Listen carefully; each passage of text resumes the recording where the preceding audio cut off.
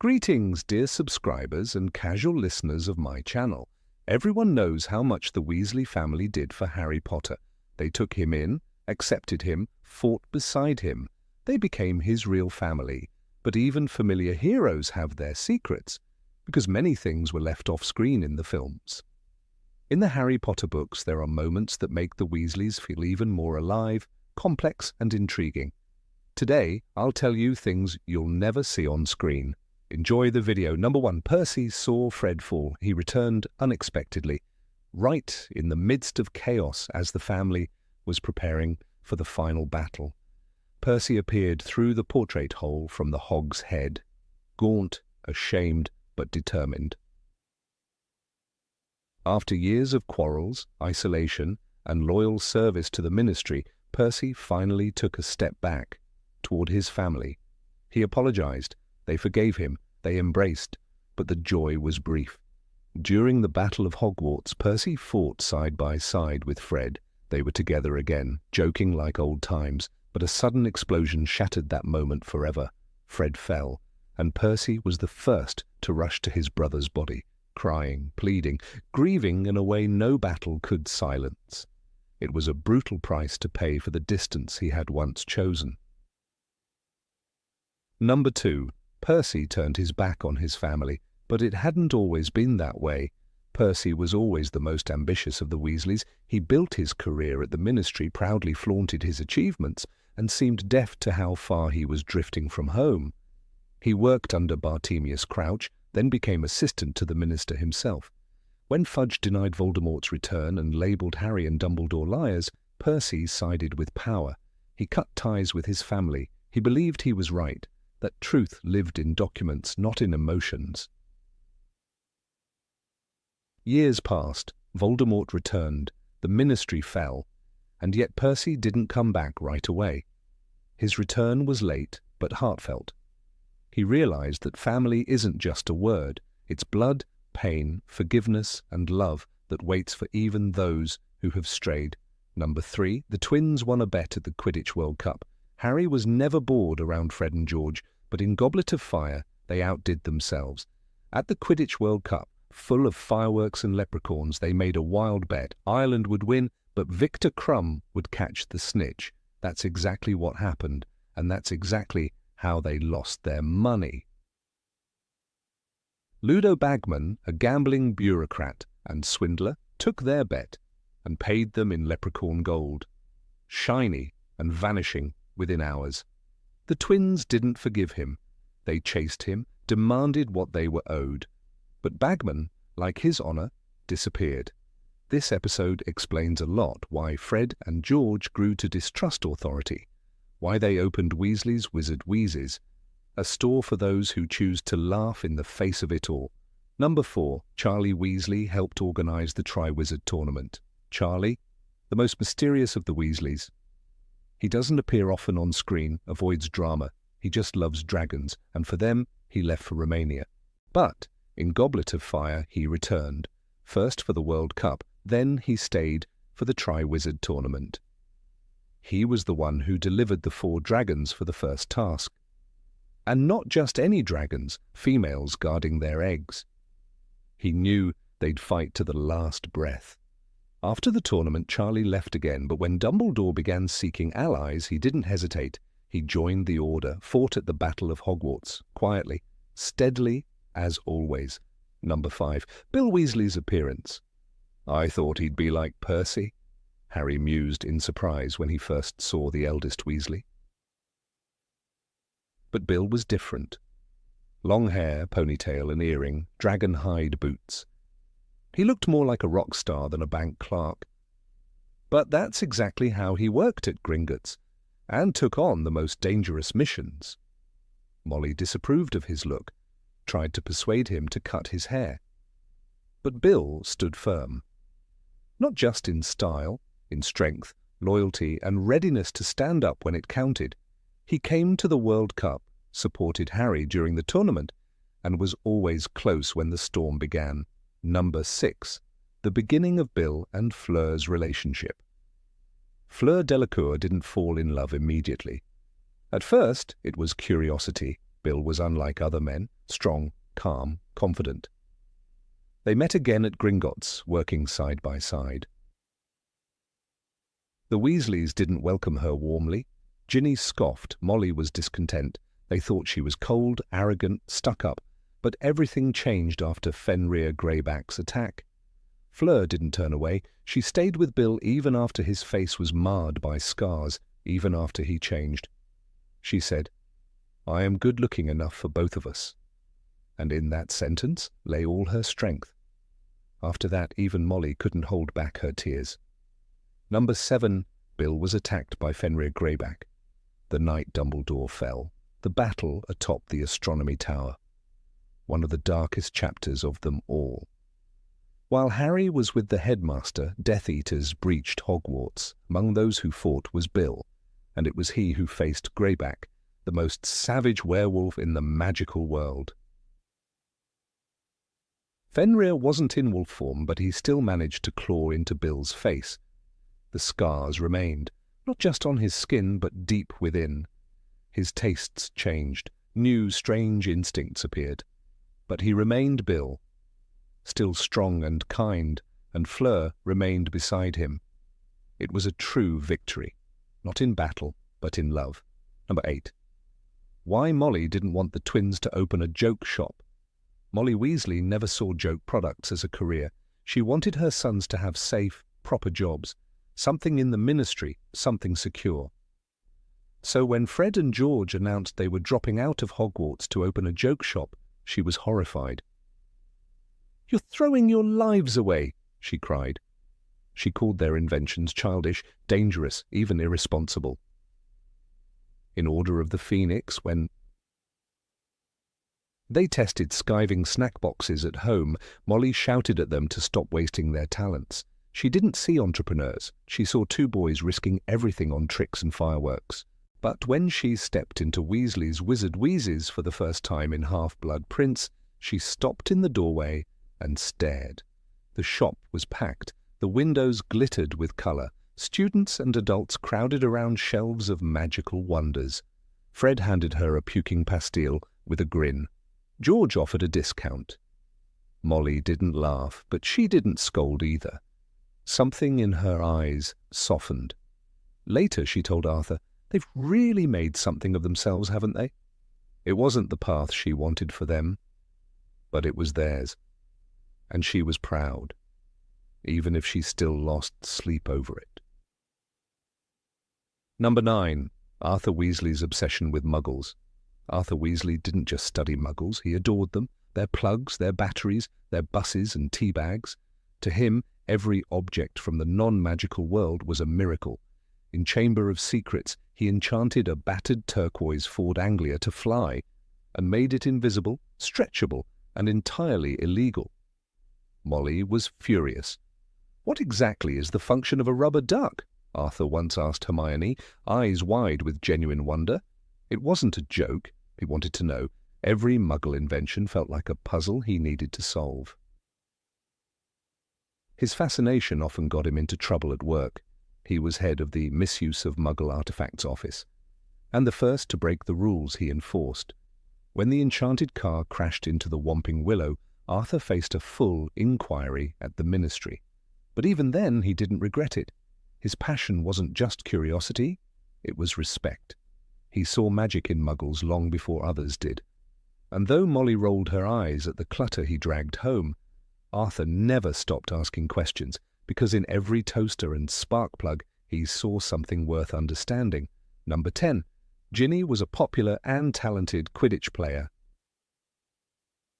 Ginny Weasley flew like she was born on a broom. When Umbridge banned Harry from playing, Ginny stepped in as Seeker and won. Later she switched to Chaser and proved even better.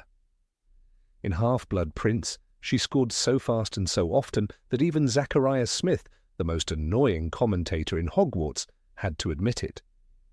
And Weasley's scores will be again, Merlin's pants, can anyone stop her? Her style was fast, fearless, and fierce. She didn't dodge bludgers, she raced through them. By the end of 6th year, Ginny wasn't just Ron's little sister. She was a Quidditch star. Students shouted her name. Older players respected her.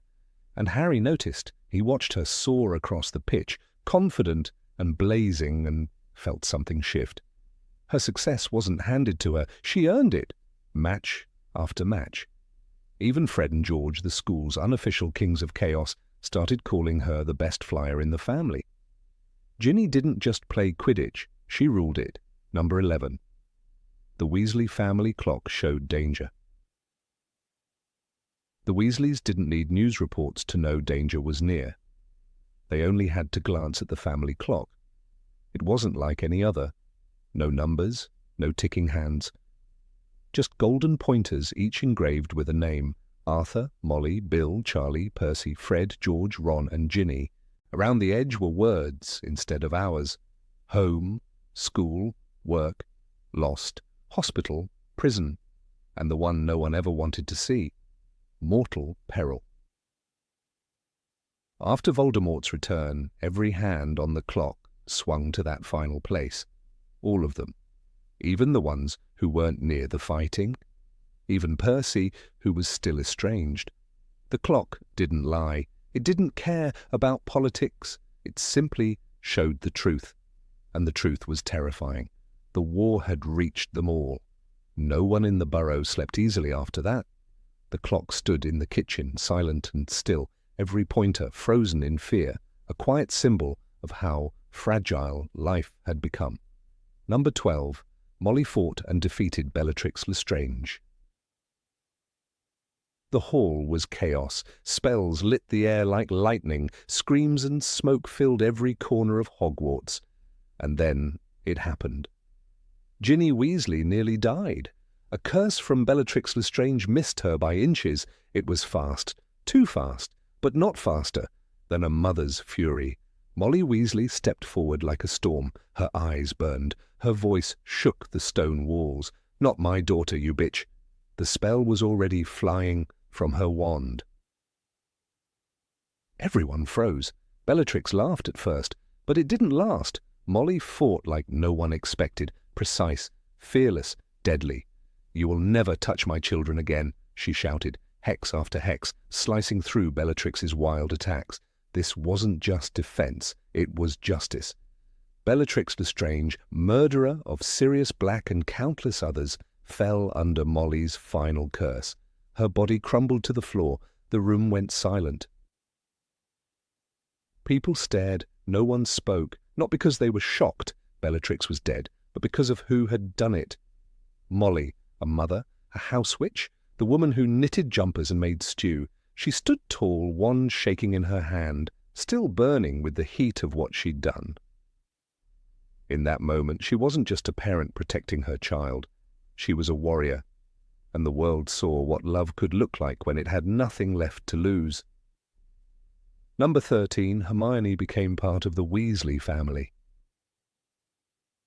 Hermione Granger didn't just love Ron. She belonged to the Weasleys long before they ever kissed. Every Christmas, every summer, every quiet weekend away from school, she was there at the Burrow. Molly Weasley welcomed her like a daughter.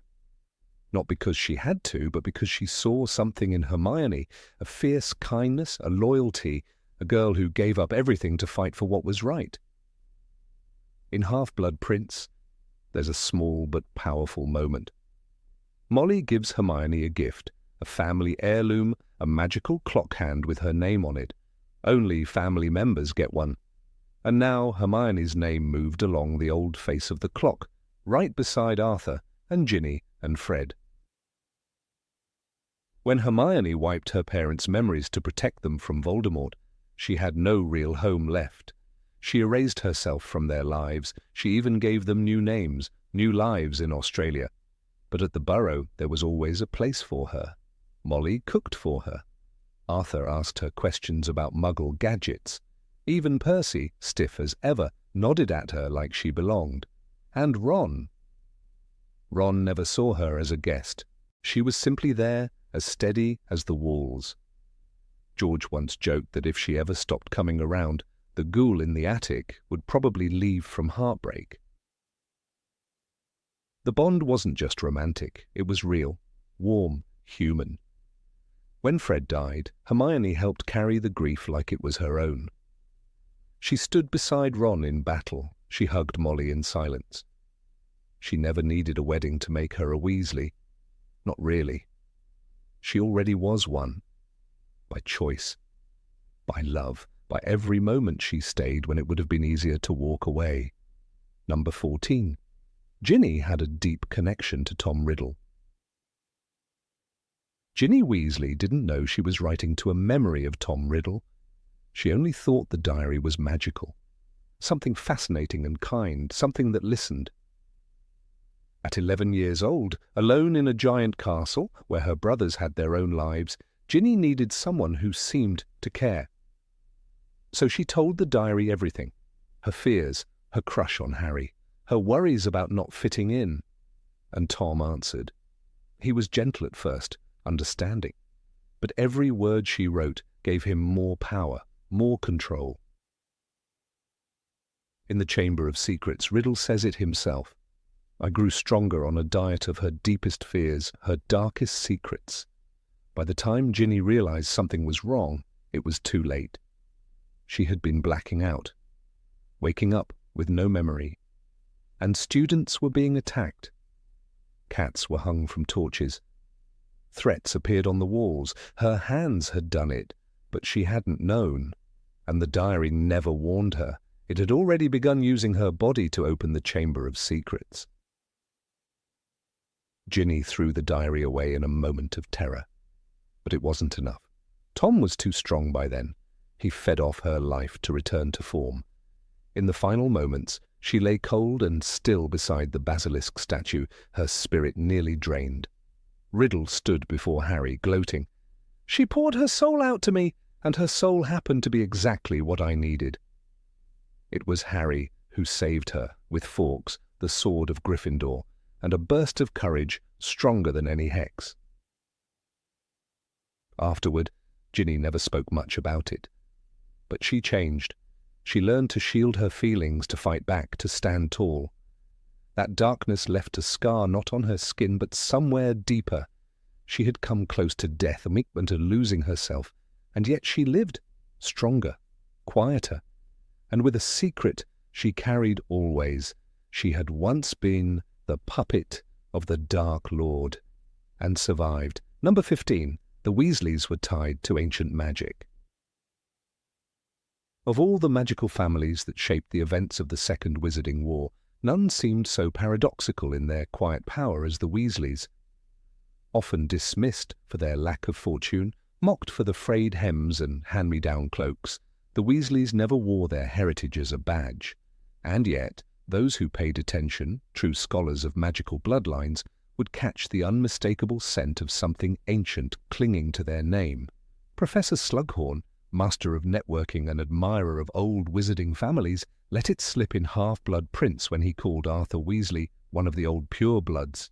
It was not praise of prestige, but a murmur of recognition, an acknowledgement of roots that reached deeper than even some of the sacred 28 dared to remember. The Weasley family lived in a house that was never meant to stand. The burrow, rickety and leaning as though held up by sheer will and enchantment, was a visible metaphor for the family's magical legacy. It bore the weight of centuries, of spells woven into the very brick and wood, layered not for elegance, but for resilience. That kind of enchantment did not belong to new magic or fashionable hexes, but to a tradition of survival magic, the kind that came from the earth, that hummed in the bones of the walls. When Molly stirred her cooking pot or when the family clock pointed out mortal danger, it wasn't just clever craftsmanship, it was ancestral magic passed down by hands that had survived plagues, witch burnings and purges of the magical world. The Weasley clock alone was a relic no less remarkable than the time-turners kept under lock in the Department of Mysteries. Each golden hand pointed not to hours, but to destinies, home, school, mortal peril. These were not functions of mere time-keeping, but a tracking system so intimately attuned to blood magic that it bordered on sentient. The enchantments required for such an artifact had long been outlawed or forgotten, their instructions buried in dusty folios in Hogwarts' restricted section or whispered in half-remembered tongues among magical anthropologists. That the Weasleys possessed such an item suggested not a trinket acquired, but a heritage maintained.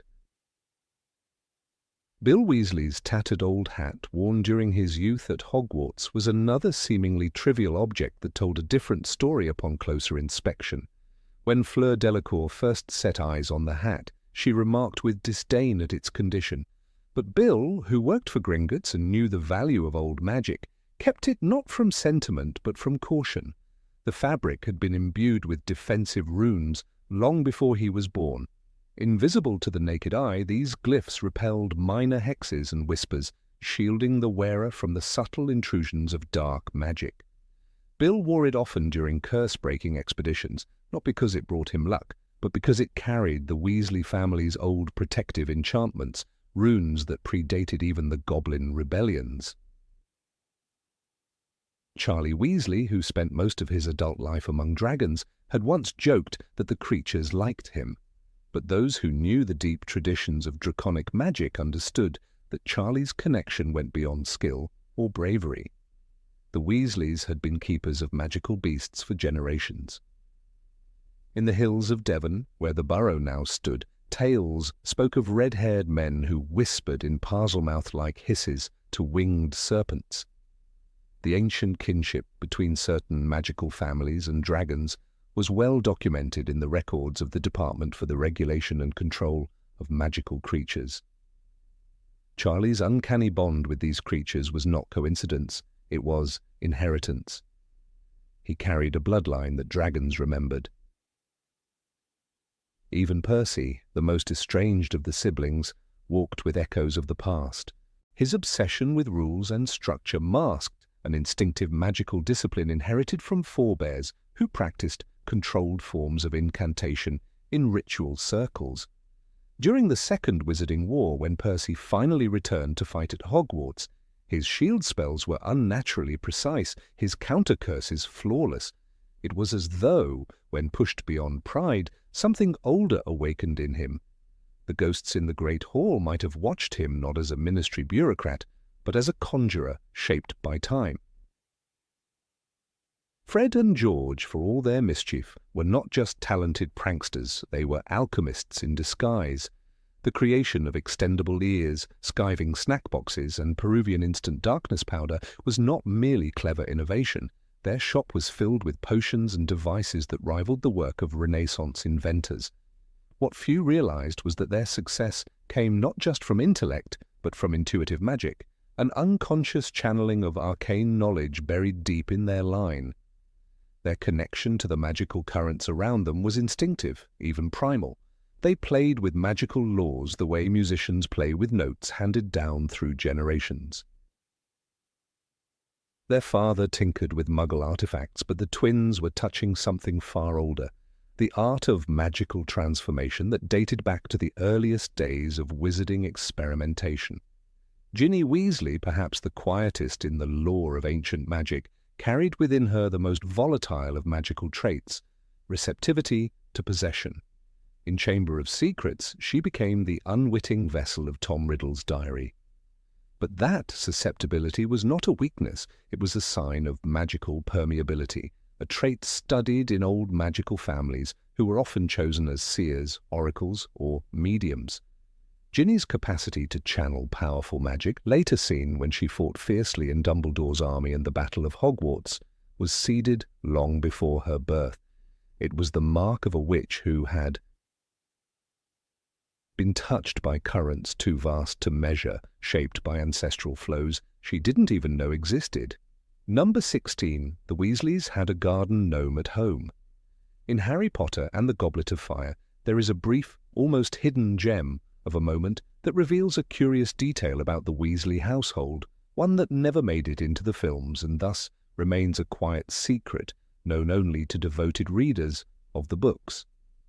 While Harry is staying at the Burrow before heading off to the Quidditch World Cup, a peculiar reference is made to a household creature named Creaky, the Weasleys' garden gnome.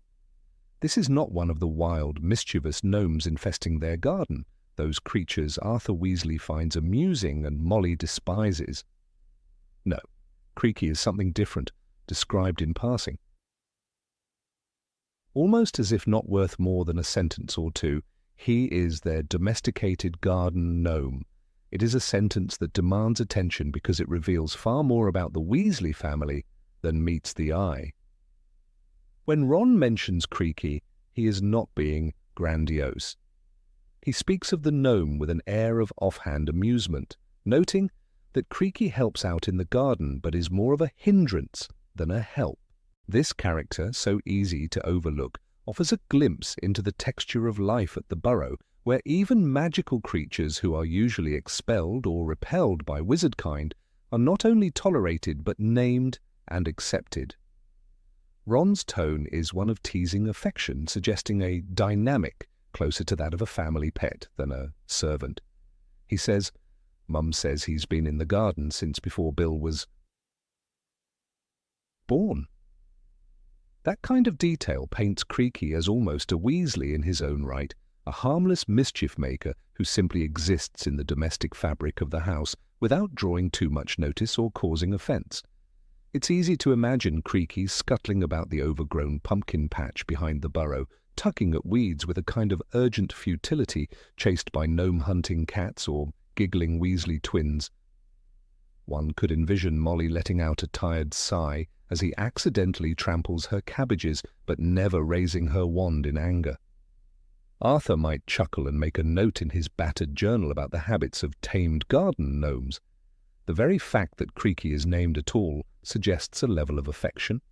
After all, naming is a profoundly human act. It signifies connection, meaning a deep relationship, even if imperfect. In contrast to the slavish devotion demanded of house elves by pure-blood families like the Malfoys, the Weasleys' treatment of magical creatures has always had a different, kinder hue. It is no coincidence that Creaky is treated more like a bumbling friend than a subordinate. Molly Weasley may be stern and no-nonsense, but she is also the woman who treats Harry like her own son without a second thought. Her generosity of spirit extends even to a creature whose contribution to the household is questionable at best. This difference is no small thing. It draws a line between compassion and exploitation, between community and control. When readers are introduced to Dobby the house elf in the Chamber of Secrets, they are given a sobering look into the world of magical servitude. Dobby's life under the Malfoys is one of abuse, neglect, and fear. Lucius Malfoy treats him as less than nothing, and Narcissa is no kinder.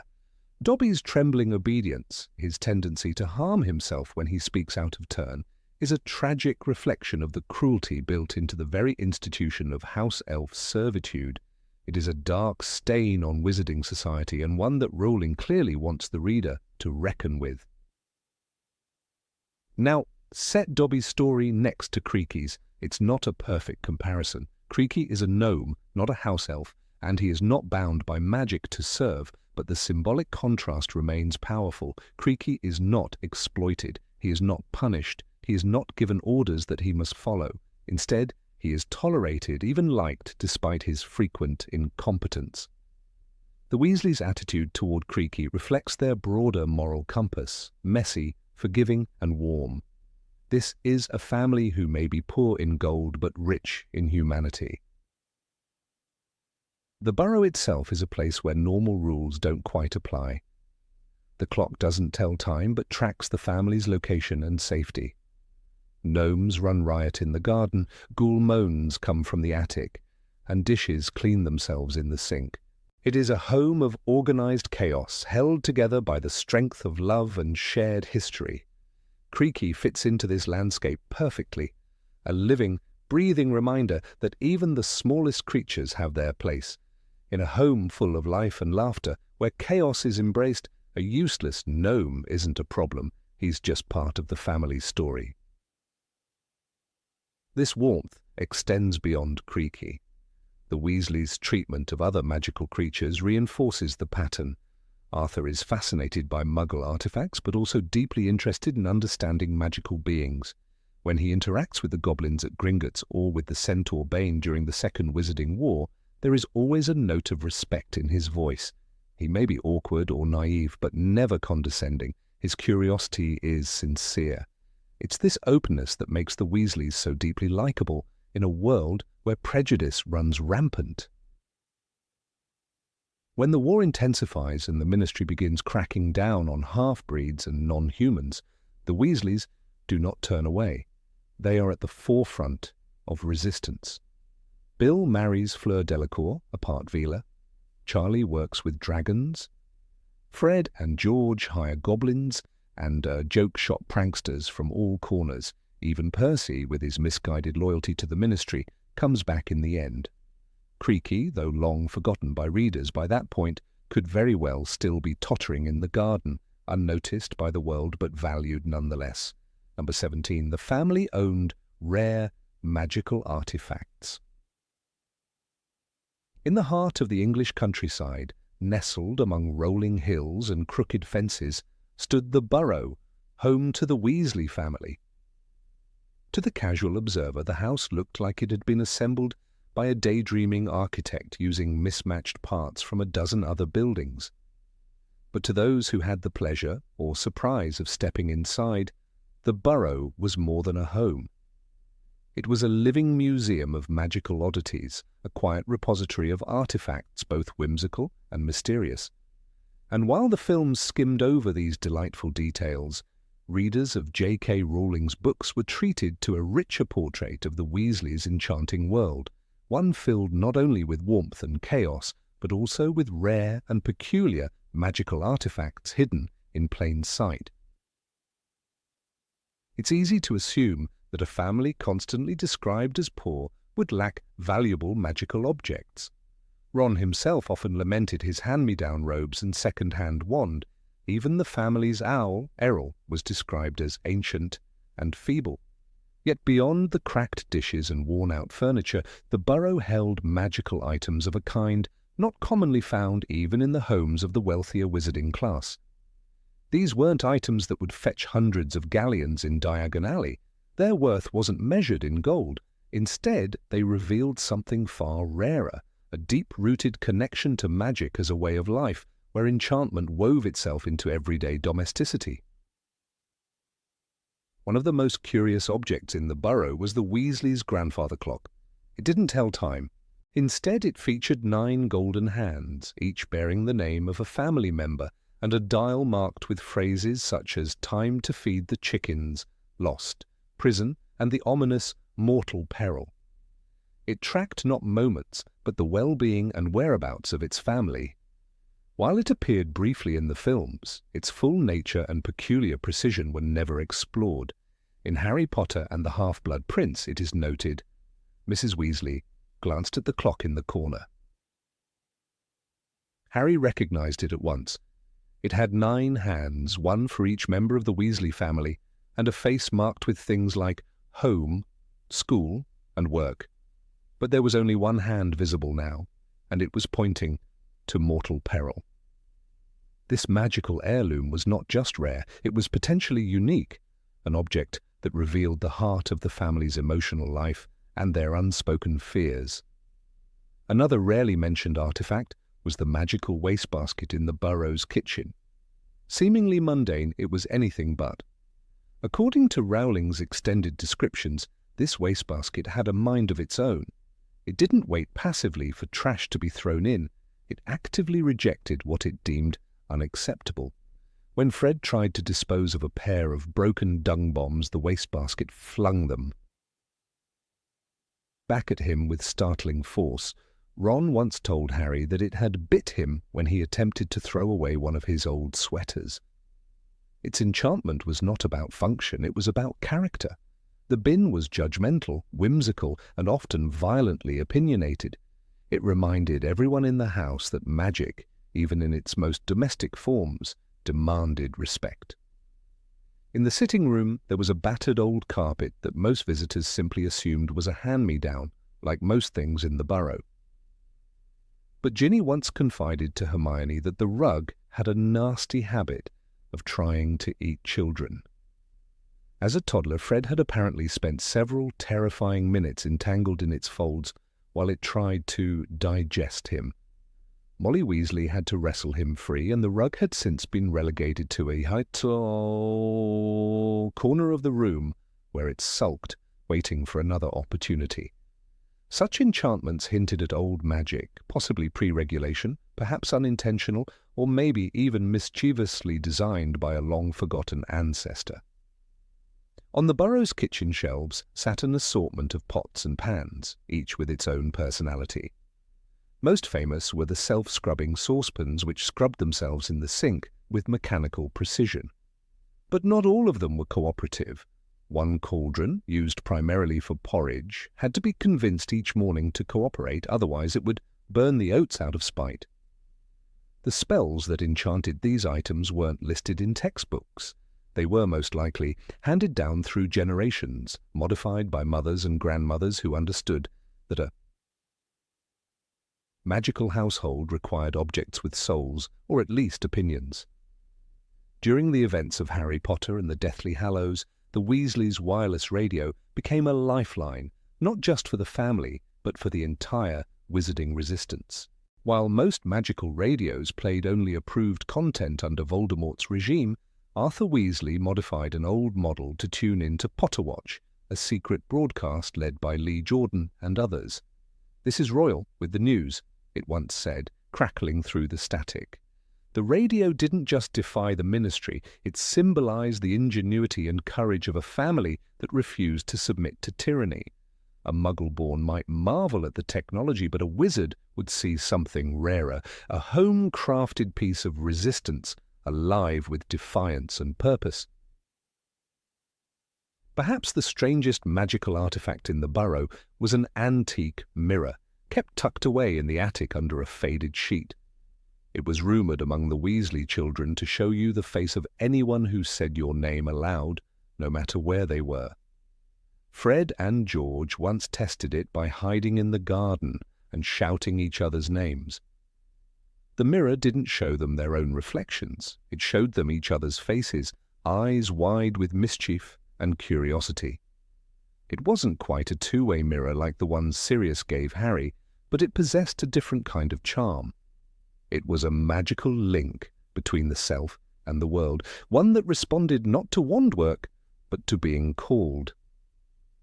Number 18. Why No Weasley Ended Up in Slytherin.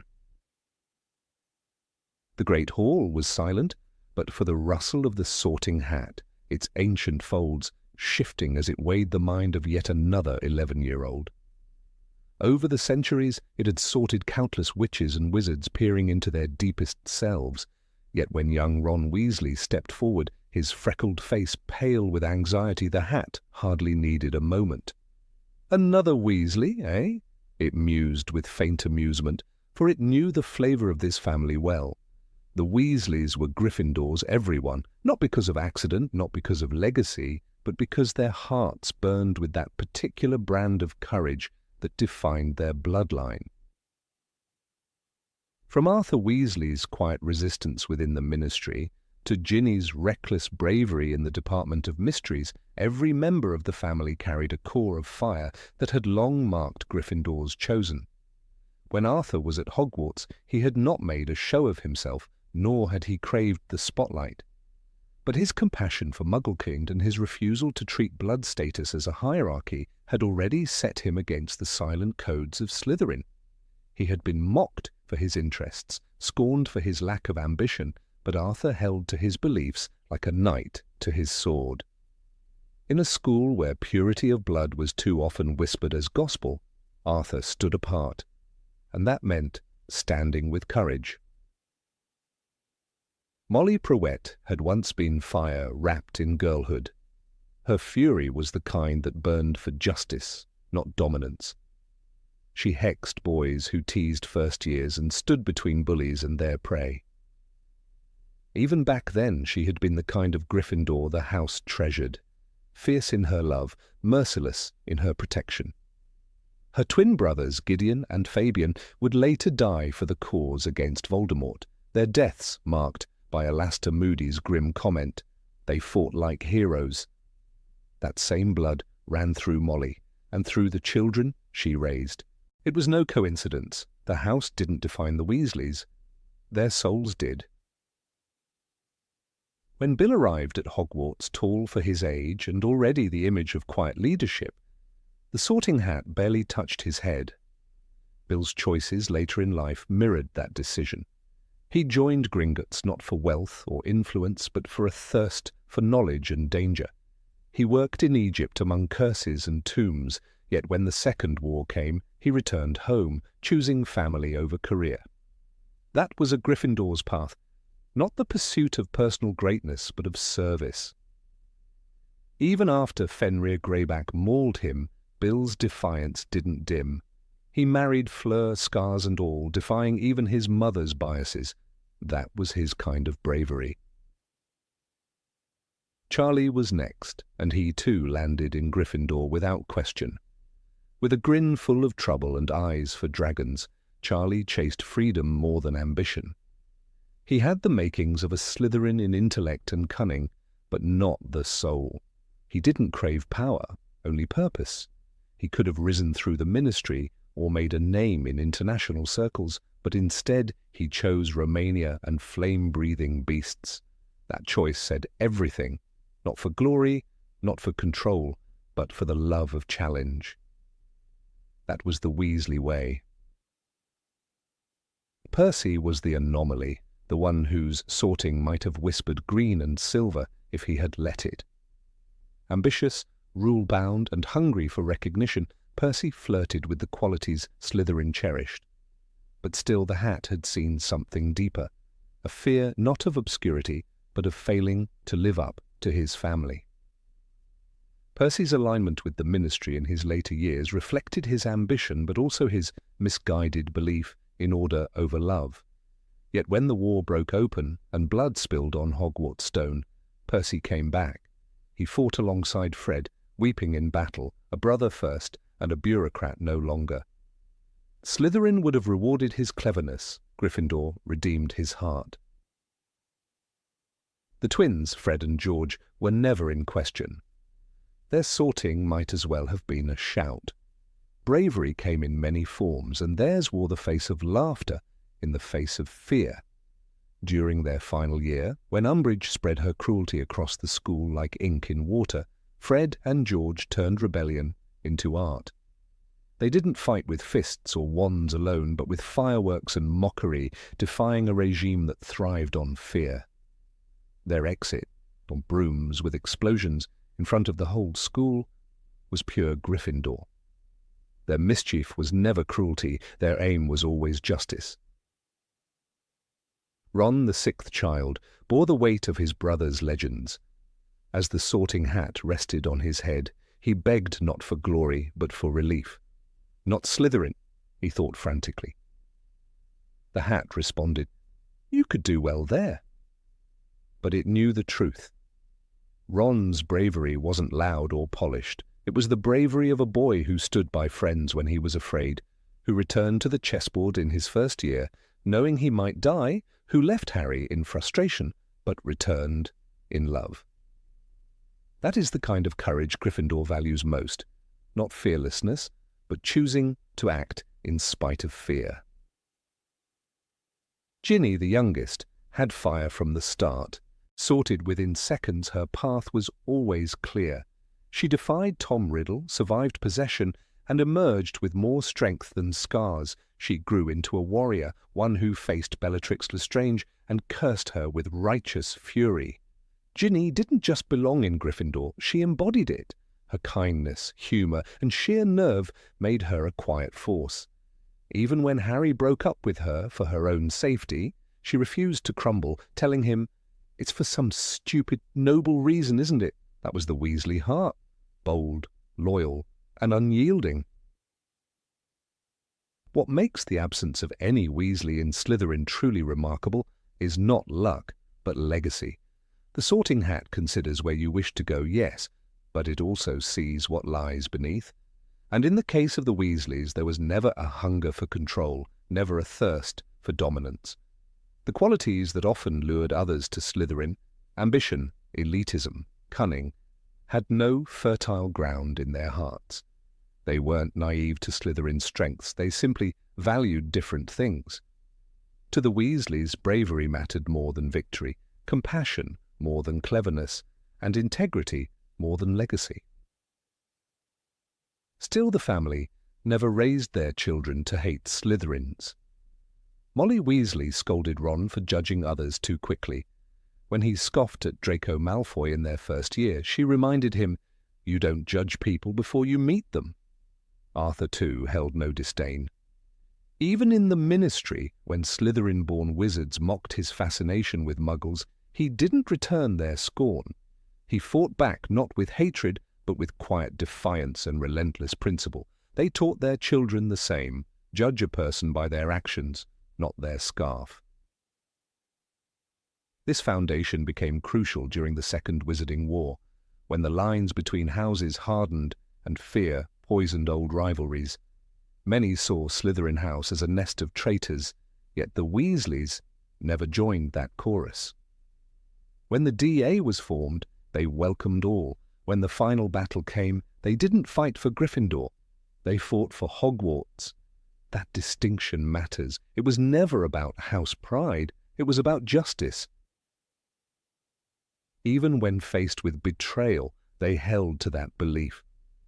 Percy's estrangement nearly broke Molly's heart, yet when he returned, she embraced him without hesitation. That moment wasn't just maternal instinct. It was the essence of who she was. "You're my son," she wept. "How could I ever turn you away?" That is what made the Weasleys unfit for Slytherin. Not because they weren't worthy of ambition, but because their love always came first. In contrast, the Slytherin ideal often involved allegiance to self or cause over connection. The Weasleys rejected that by nature. When Harry inherited the prejudice of others and feared being sorted into Slytherin, it was Ron, a Weasley, who reinforced that fear. Yet the irony is that the Weasleys, despite their reservations, were among the few who remained capable of seeing good in every house.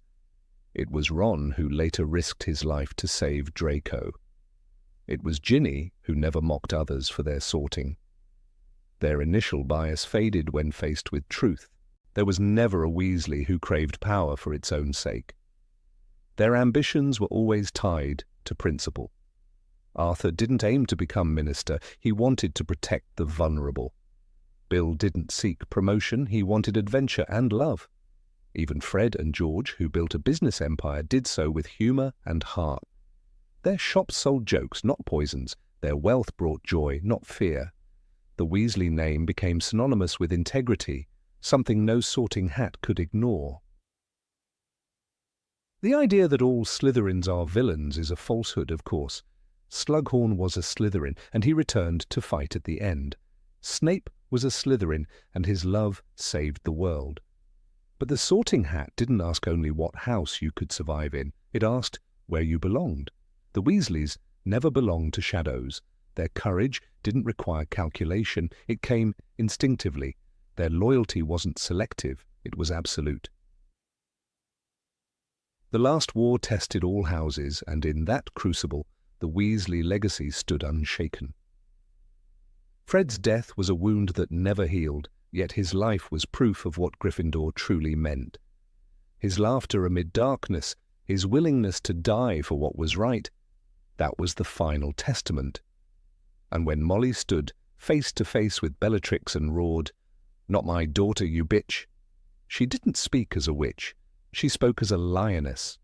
The story of why no Weasley was sorted into Slytherin is not just a tale of sorting hats and house banners. It's a reflection of character. They were not perfect. If they judged, they quarrelled, they erred. But at the core, they chose courage over comfort, principle over power. And in that choice, again and again, they proved themselves true Gryffindors.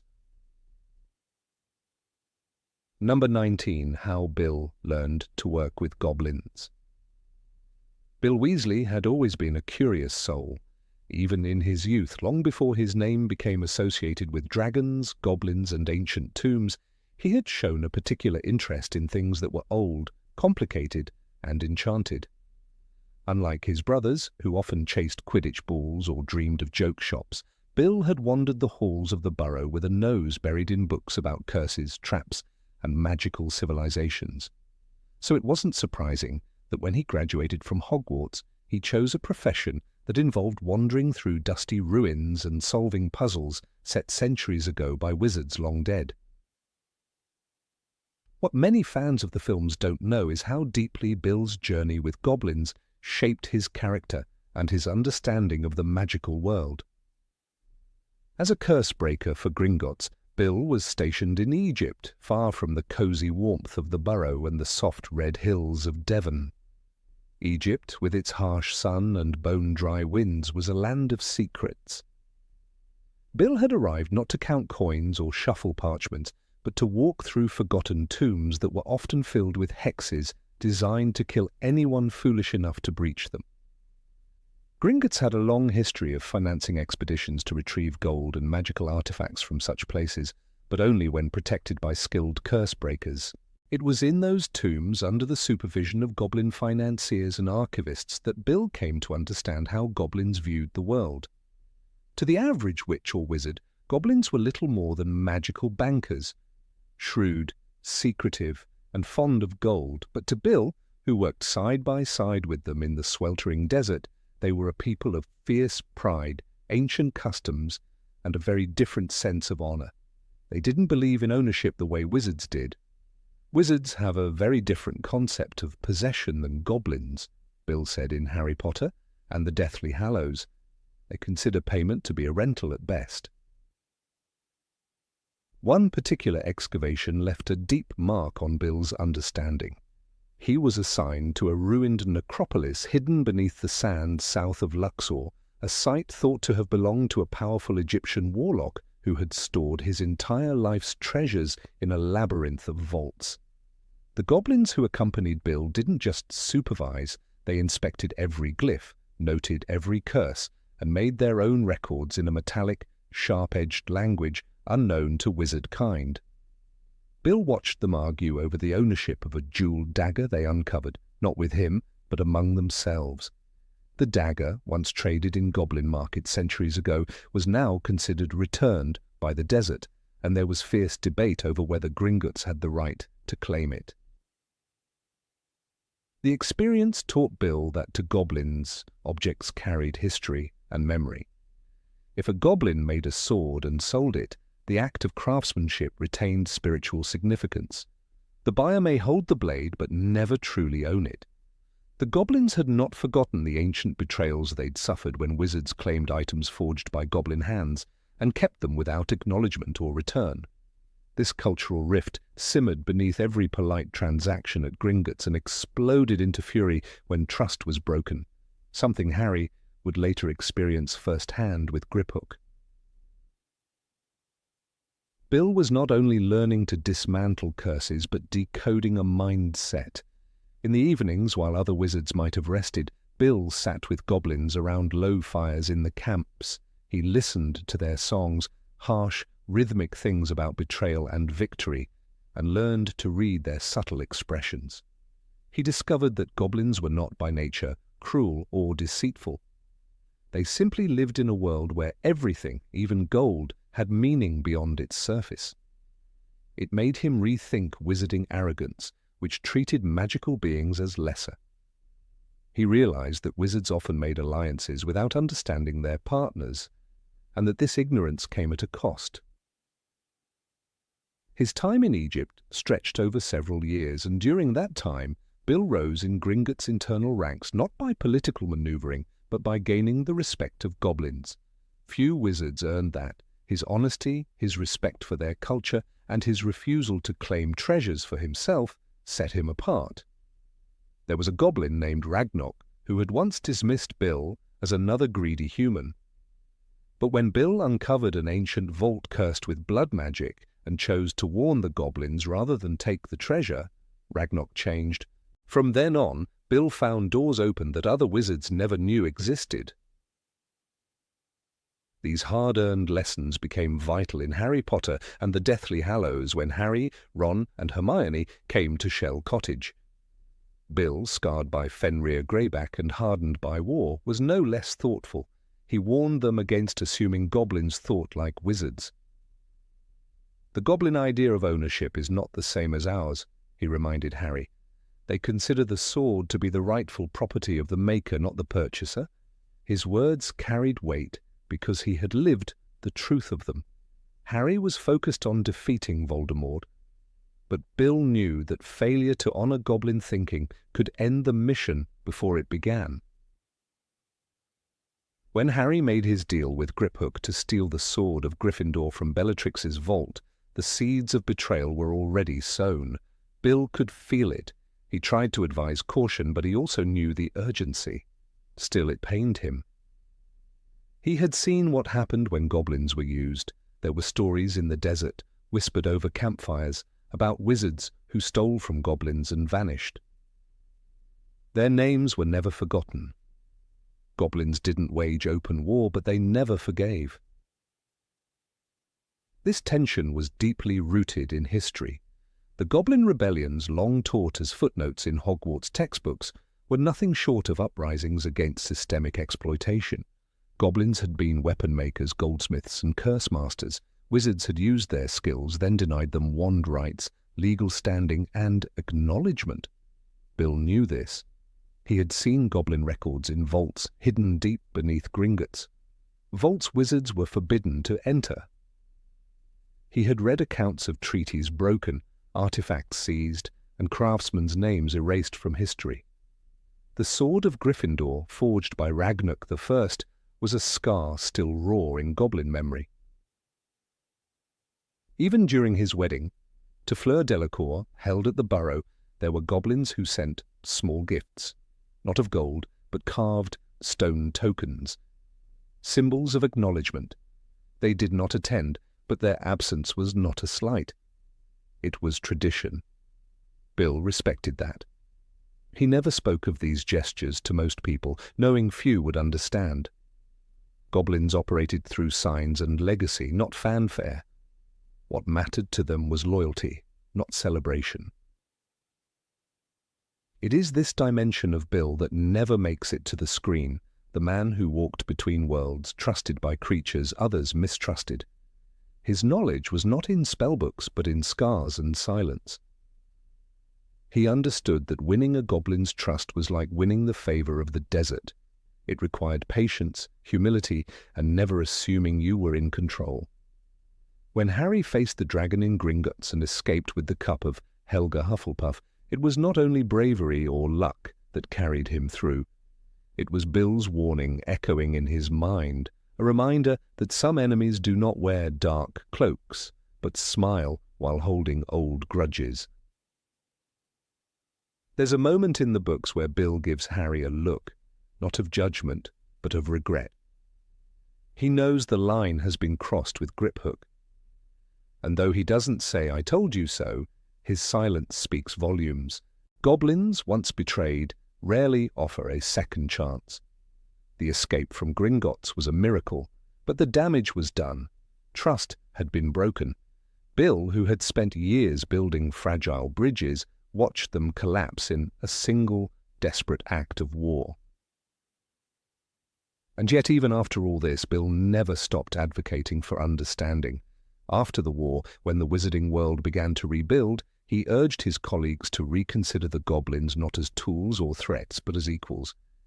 He argued that wizarding superiority was a myth that had caused generations of suffering. Few listened.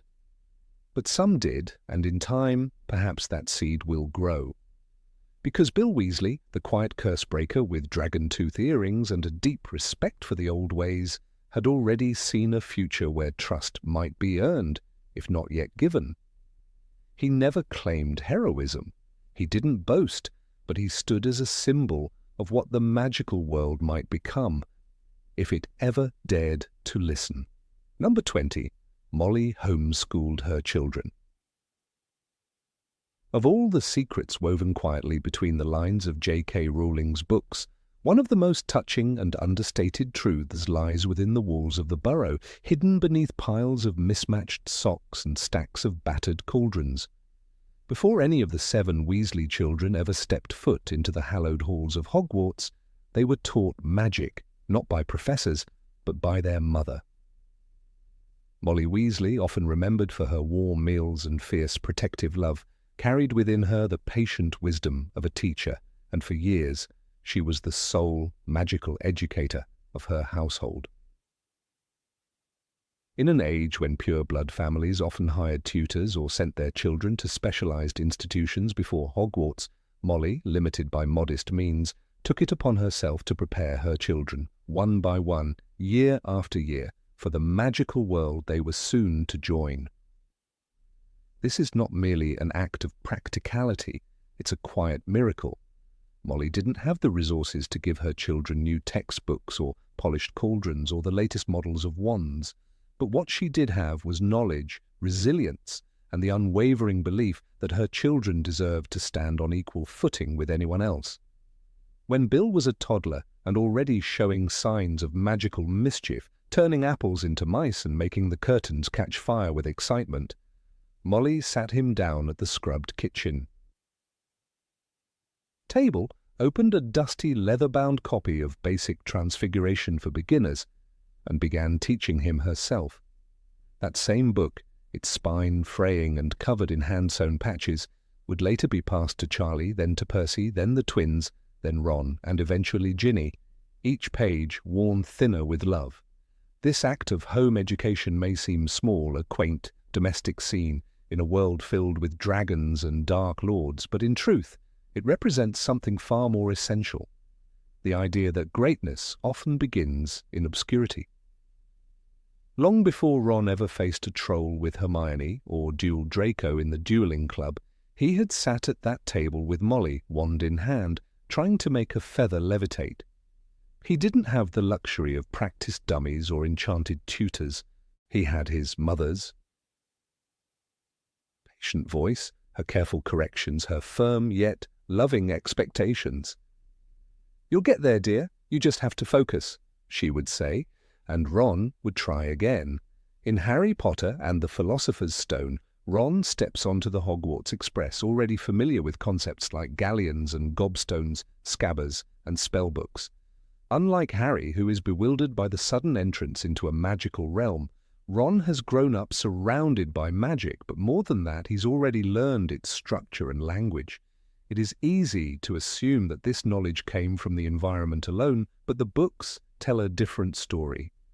In Order of the Phoenix, Molly snaps at Sirius, reminding him that she is the children's mother and she knows what's best for them. That quote, brief but powerful, reveals her deep sense of duty, not just as caretaker, but as moral guide and mentor. That role started long before Hogwarts, when her children first showed sparks of power. Fred and George, for instance, were hardly manageable even before their Hogwarts days. Their experiments, which later gave rise to Weasley's Wizard Wheezes, began in the corners of the burrow, but before they invented skiving snack boxes or canary creams, they had to learn what a sticking charm was, how to properly handle basic potion ingredients, and which jinxes were reversible. Molly might have disapproved of their pranks, but she also gave them the foundation that allowed them to eventually become successful entrepreneurs in the magical world. Her dual role as disciplinarian and instructor gave the twins not only the tools, but also the boundary lines. Her scolding taught them respect, her lessons taught them skill. Percy, the most rule-abiding of the children, likely benefited more than most from this structured, home-taught environment. Ambitious and studious, he absorbed his mother's teachings like parchment absorbs ink. When he reached Hogwarts, he was already the kind of student who could recite facts from memory and understand the nuance in ministry-approved enchantments.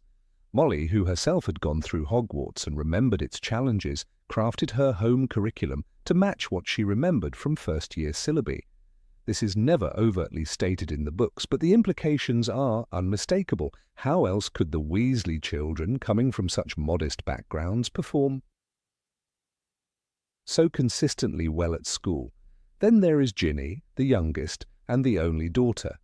By the time Ginny was of age, she had watched 6 brothers go off to Hogwarts, each carrying in their bags a mixture of hand-me-down robes and first spells whispered to them by their mother.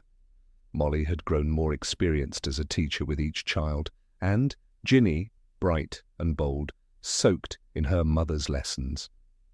She learned not just wand movements, but the courage to use them. When she stepped into Hogwarts and faced the terrifying ordeal with Tom Riddle's diary, it's worth remembering that she had been trained not just by Molly's wand, but by her heart. Molly's influence gave Ginny more than magical knowledge. It gave her resilience. The spellbooks used in the burrow were old, their margins filled with scribbled notes and spills from breakfast tea. "A charm to seal jars, ask Mum," one note might say in the margin. Another. "Bill says this works better if you hum." These annotations, passed down like whispered wisdom, turned the textbooks into living heirlooms. The children didn't just learn spells, they learned a way of seeing magic as part of everyday life. There was no glamour in it, only discipline and repetition overseen by Molly's firm but loving hand. Home education also allowed Molly to weave values into every lesson. When teaching them to clean a mess with a simple scourgify, she would remind them, magic doesn't excuse laziness. When helping them mix basic healing potions, she would emphasize care. Every drop counts, just like every person does. These weren't just lessons in magic, they were lessons in character. Molly wasn't just preparing them for school, she was preparing them for life. The financial constraints of the Weasley family only deepened the significance of Molly's efforts. Hiring a private tutor like many wealthy pure-blood families did, families like the Malfoys, was never an option. The Weasleys had to stretch every sickle. Every lesson taught at home was money saved, yes, but also an act of defiance against a society that often measured worth in wealth. Molly was ensuring that her children would never feel lesser, no matter how worn their robes or how patched their books. When Ron felt ashamed of his second-hand wand, it wasn't because he lacked knowledge, it was because the world tried to convince him that poverty was a flaw. Molly, through her teaching, fought that narrative every day. It's not an accident that every Weasley child grew up with a strong moral compass. Bill joins the Order of the Phoenix. Charlie works with dragons, nurturing rather than exploiting. Percy may have strayed, but even he eventually returned to the values instilled at home. Fred and George never used their talent to harm others, and Ron, of course, stood by Harry in every battle. Ginny became one of the fiercest fighters in Dumbledore's army. These are not coincidences. They are the results of early, focused education, one that started at the kitchen table, with a mother who believed that love and knowledge could overcome anything. In Chamber of Secrets, when Molly sends a howler to Ron for stealing the flying car, her fury masks a deeper lesson. She is not simply angry, she is afraid. She is a mother who has worked tirelessly to equip her children with everything they need to survive, and she is watching her efforts threatened by recklessness. That letter is not just a punishment, it's a cry from someone who has invested her life into shaping these young wizards. She cannot protect them forever, but she has done everything in her power to prepare them. Molly's educational efforts were not isolated to magical theory. She taught them how to sew, how to cook, how to recognize dangerous plants, and how to use discretion in a world that often punished the naive. She taught Fred and George how to be inventive without being cruel. She taught Percy how to lead. She taught Ron how to stand tall in the shadow of giants. She taught Ginny how to fight like a lioness.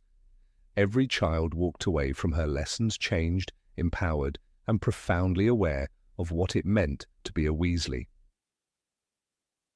In Goblet of Fire, when Harry describes Molly as the closest thing to a mother he's ever had, he isn't just talking about the way she hugs him or knits him sweaters. He's talking about her spirit. She embodies the idea that home is the first school, and that a mother's lessons echo far beyond the garden fence. Molly's homegrown curriculum didn't make headlines, but it made heroes. We see the echoes of her teachings even in the adults her children become. Bill's diplomacy, Charlie's compassion, Percy's meticulousness, Fred and George's creativity, Ron's loyalty, and Ginny's boldness. Each of these traits is not just inherited but taught, and behind each lesson is a woman with tired eyes, a determined heart, and a wand that never wavered. Molly Weasley didn't just raise her children. She educated them. She armed them with magic and morals in equal measure.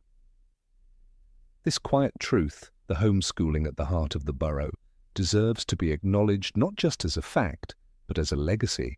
Molly Weasley, through endless patience, modest tools, and fierce love, made sure her children entered Hogwarts not as wide-eyed strangers, but as capable, confident young witches and wizards. She gave them knowledge when the world gave them little else, and that may be the most powerful magic of all. Number 21. The Weasleys opposed blood purity. The Burrow was never just a house, it was a sanctuary, a place of warmth and defiance, standing against the cold ideology that plagued so much of the wizarding world. It was there, nestled in the countryside with its crooked charm and mismatched walls, that the Weasleys lived according to a principle quietly radical in the circles of old wizarding families. They rejected blood supremacy. To the casual observer, this may seem like a simple moral stance, but within the intricacies of pure-blood wizarding society, it was an act of rebellion. The Weasleys were purebloods themselves, with a lineage as old as any, but instead of clinging to their ancestry with prideful arrogance, they opened their arms to others, often at great personal cost. It wasn't merely that they tolerated muggle-borns or half-bloods, it was that they actively defended them, befriended them, welcomed them into their home, and stood shoulder to shoulder with them in the darkest of times. This was what made the Weasleys dangerous in the eyes of the Death Eaters. It wasn't the blood that determined loyalty, but belief. When Ron brought Harry home for the first time in the Chamber of Secrets, Mrs. Weasley fussed over the boy like he was her own, despite the fact that he was famous, orphaned, and had grown up with muggles. Not once did his non-magical upbringing make him feel less than in their eyes. He was Harry, a boy who needed care and warmth. That was enough. Arthur Weasley, though mocked even within the ministry for his obsession with muggle artifacts, held a quiet dignity. His curiosity about non-magical people wasn't patronizing, it was respectful. He wanted to understand them, to see how they lived, not to belittle them but to connect. In Order of the Phoenix, we see him working in the misuse of Muggle artifacts office, a position sneered at by his peers. But Arthur never wavered. He raised his children to see Muggles not as lesser beings, but as people who simply walked a different path. And when Lucius Malfoy insulted him at Flourish and Blots, sneering, "You're disgracing the name of wizard," Arthur didn't walk away. He lunged at Lucius, not in a petty brawl, but in a flash of fury that came from years of enduring scorn for choosing kindness over superiority. Fred and George, often remembered for their pranks and fireworks, carried this same fire. They refused to accept the status quo of fear and oppression. Their joke shop, Weasley's Wizard Wheezes, became more than a business. It was a resistance hub, selling products to help students defend themselves when Hogwarts fell under the control of Death Eaters. They didn't just mock authority, they subverted it. And they welcomed customers from every background, creating a space that was inherently inclusive. Their laughter was a weapon against tyranny. Ginny, the youngest and often underestimated, was no less fierce. Even as a first year, she displayed courage and compassion. Later, she would fight in the Battle of the Department of Mysteries and at the Battle of Hogwarts. But long before that, her friendships with people like Luna Lovegood and Dean Thomas showed her instinctive rejection of blood prejudice. In Half-Blood Prince, she dates Dean, a half-blood, without a second thought. In a world where alliances were often dictated by bloodlines, Ginny chose love and friendship freely. Her confidence and independence made her a quiet revolutionary. Molly Weasley, though often cast as the doting mother, was in many ways the moral heart of the family. Her protective instincts extended beyond her own children. When she embraced Hermione and Harry, she did so completely. Her howler to Ron in Chamber of Secrets was fierce, but when it came to Hermione being smeared in the Daily Prophet as Harry's girlfriend and a Scarlet Woman, Molly believed the lies until she looked into Hermione's eyes and realized the truth. Then, without hesitation, she embraced Hermione again, offering her the maternal affection she lacked at home. Hermione, a Muggle-born, was never made to feel like an outsider. The term blood traitor was not just an insult, it was a threat. It marked the Weasleys as targets not just of ridicule but of violence. Yet they wore it with pride. In Deathly Hallows, when the Ministry falls, the Weasleys are among the first to go underground. They join the Order of the Phoenix and open their home to fugitives. They risk their lives not for glory, but because it was right. Their house, the Burrow, becomes a beacon of resistance. And when the final battle comes, every member of the family is there. Bill, the eldest, worked for Gringotts and fell in love with Fleur Delacour, a part Vila. The family accepted her with time, not because she was pure of blood, but because she loved Bill. Even after he was mauled by Fenrir Greyback, she stayed by his side. It was Molly's initial skepticism, not because of blood, but culture, that gave way to admiration. Acceptance wasn't automatic, but it was genuine and hard-earned. Percy's journey, though strained by ambition and stubbornness, is perhaps the clearest demonstration of the family's values. He turns away from them in a moment of arrogance, seduced by the Ministry's lies. But even as he walks away, the door remains open. When he returns during the Battle of Hogwarts, it's not with excuses, but with action. And the Weasleys don't ask for explanations. They embrace him. The war, the loss of Fred, the chaos, none of it stops them from choosing love over pride. Charlie Weasley, though less present in the books, symbolizes the family's global outlook. Working with dragons in Romania, he lives beyond the narrow borders of British wizarding politics. He doesn't marry, doesn't settle into ministry work, doesn't seek titles. He, like the rest of the family, defines success on his own terms, terms that never rely on blood or status. Even Ron, whose insecurities often stemmed from growing up in the shadow of others, showed again and again where his loyalties lay.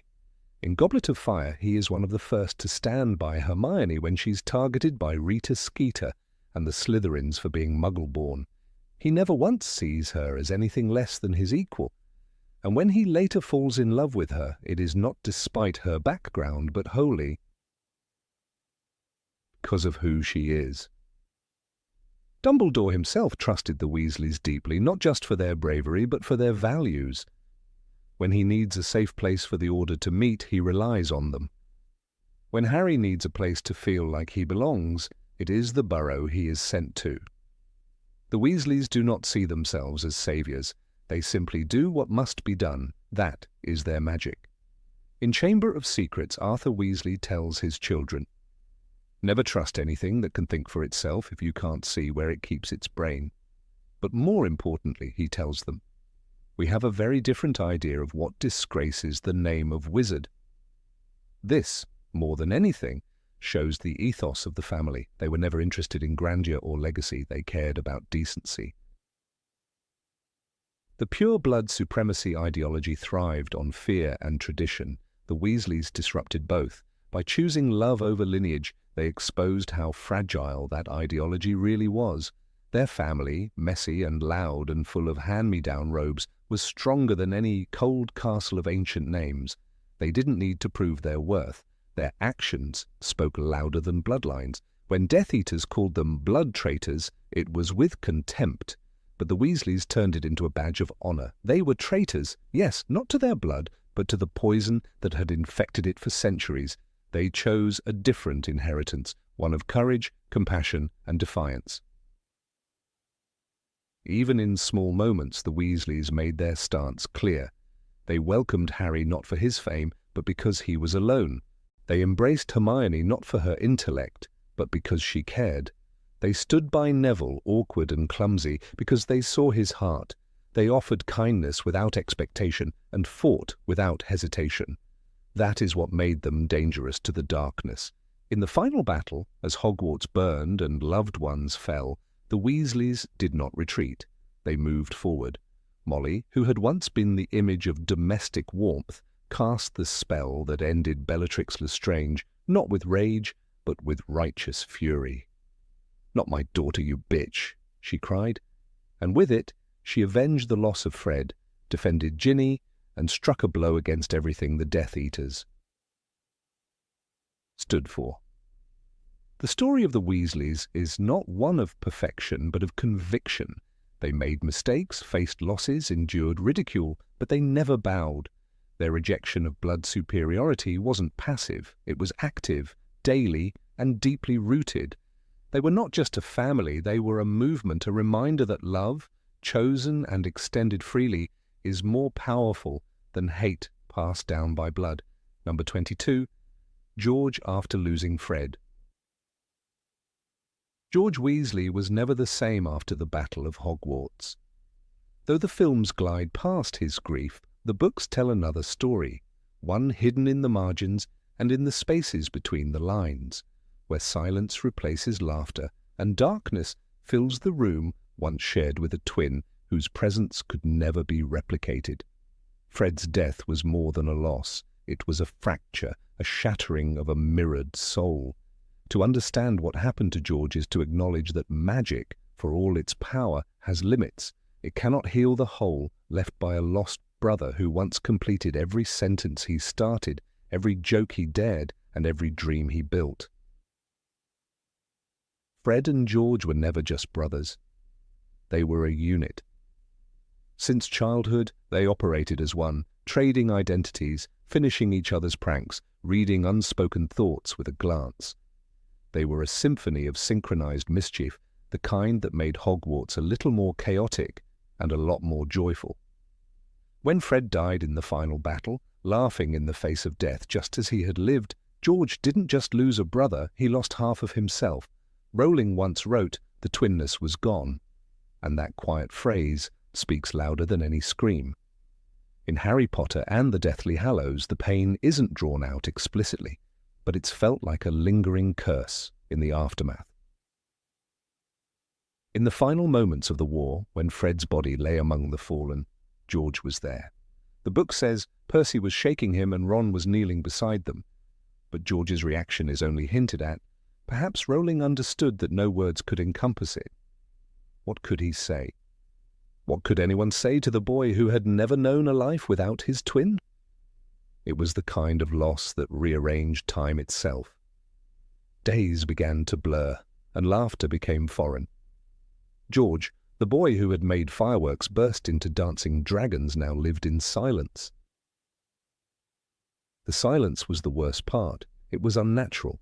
Molly Weasley, always the hearth of the family, once tried to coax him into eating, placing an extra sausage on his plate the way she had since he was 5, but he only pushed the food around. Ron noticed it first. George had stopped making jokes. He wasn't angry. He wasn't crying. He was simply absent.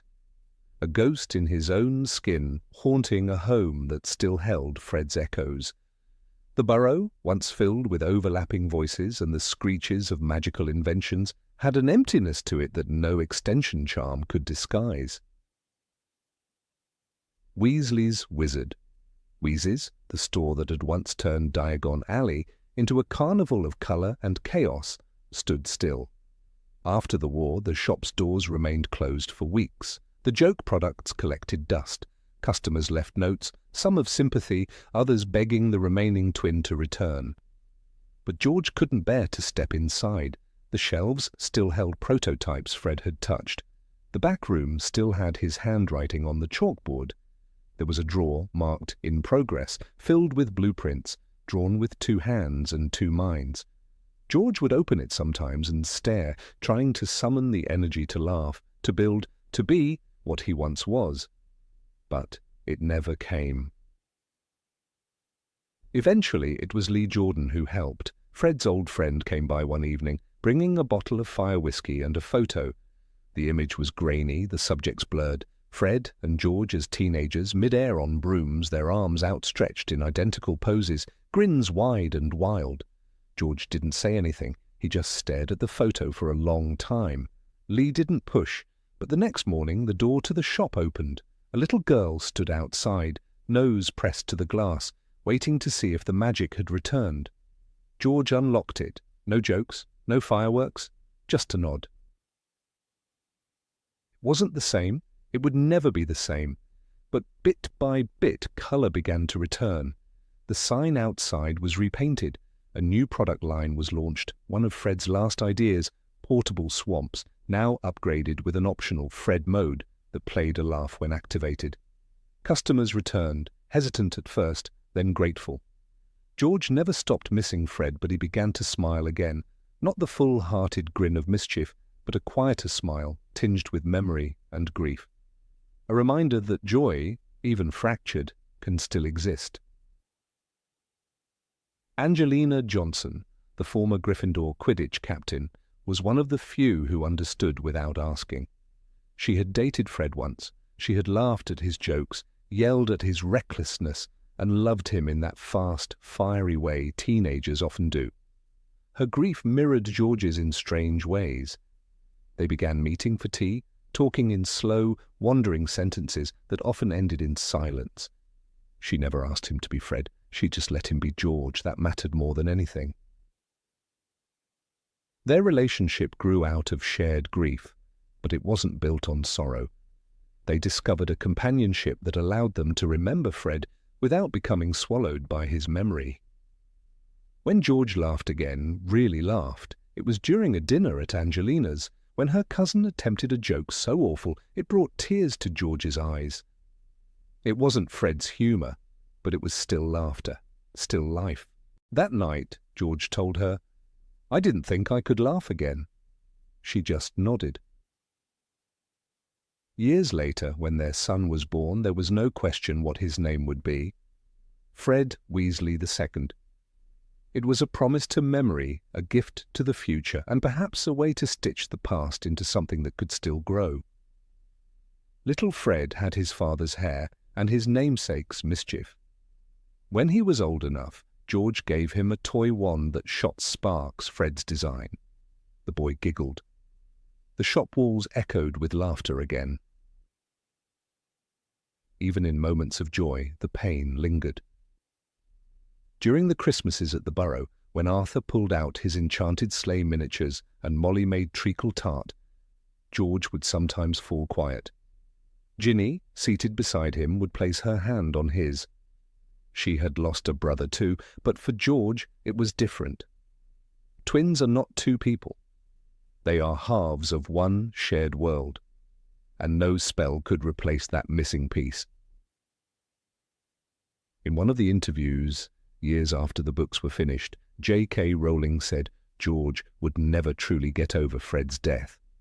The words are simple, but they echo like a curse. He learned to live again, yes, but he lived with a wound that never closed, only softened.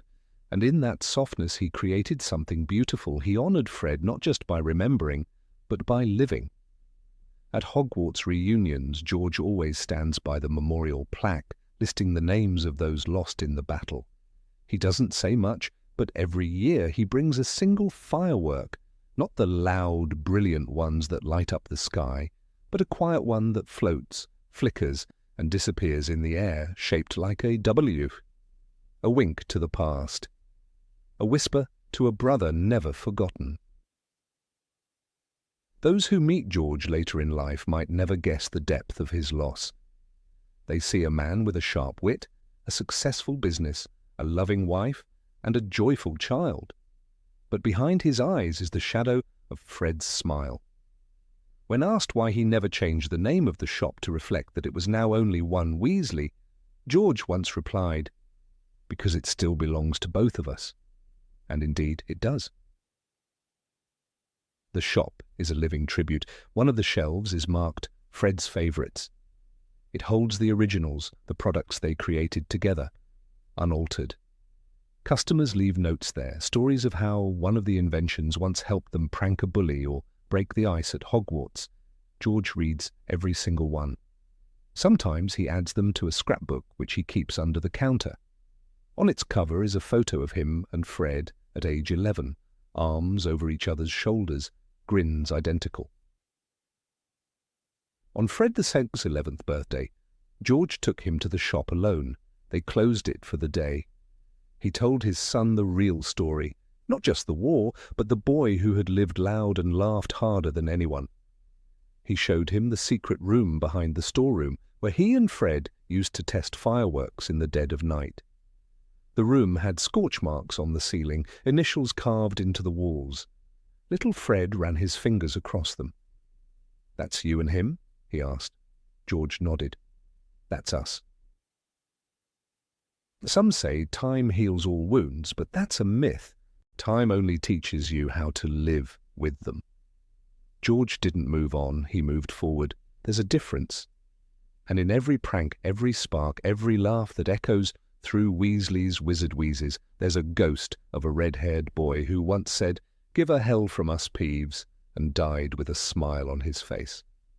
George hears that echo still. It's what keeps him going.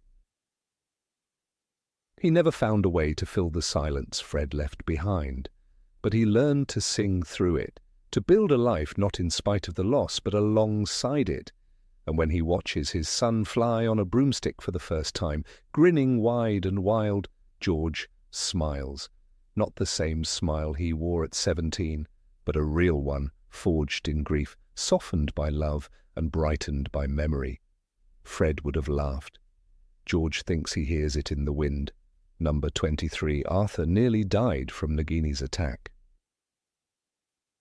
In the deep stillness of number 12, Grimmauld Place, while the house slept and shadows pressed against the rattling windows, Harry Potter woke in a scream. His scar burned like fire, and the taste of blood lingered on his tongue, though it was not his. A moment before, he had been something else. He had been longer, colder, with muscles that coiled like rope and eyes that saw in heat. He had been the predator, and Arthur Weasley had been the prey.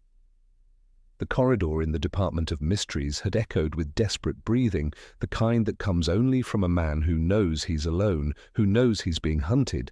The snake, Nagini, moved without sound, a gleaming monster of instinct and murder. And Harry had seen it all. That vision marked a shift in the world. It was one of the darkest moments in the entire series, and one that never fully made it to the film adaptation. Only readers of the books were given the chance to feel the full horror of it, to walk the corridor with Arthur, to feel the fangs tearing into his flesh again and again. The snake's mouth opened wide, unhinging like a nightmare. Its body slammed against Arthur's legs, winding and twisting, and Harry, still asleep in his bed, screamed into the night. The dream was not a dream. It was a murder in progress. "Something is wrong," he shouted when he awoke. "Arthur! We have to help Arthur." Dumbledore's reaction was swift and silent, his expression hardening in a way Harry rarely saw. There was no time to question. He summoned the order, he sent messages into the night, and within minutes they had confirmation. Arthur Weasley had been found bleeding out in the Department of Mysteries, saved only by the interruption of passing ministry workers. His body was broken and his life hanging by a thread, barely clinging to consciousness. As Molly Weasley collapsed with horror and grief, Dumbledore's fears deepened. Harry's connection to Voldemort had grown to a dangerous level, and no one was safe.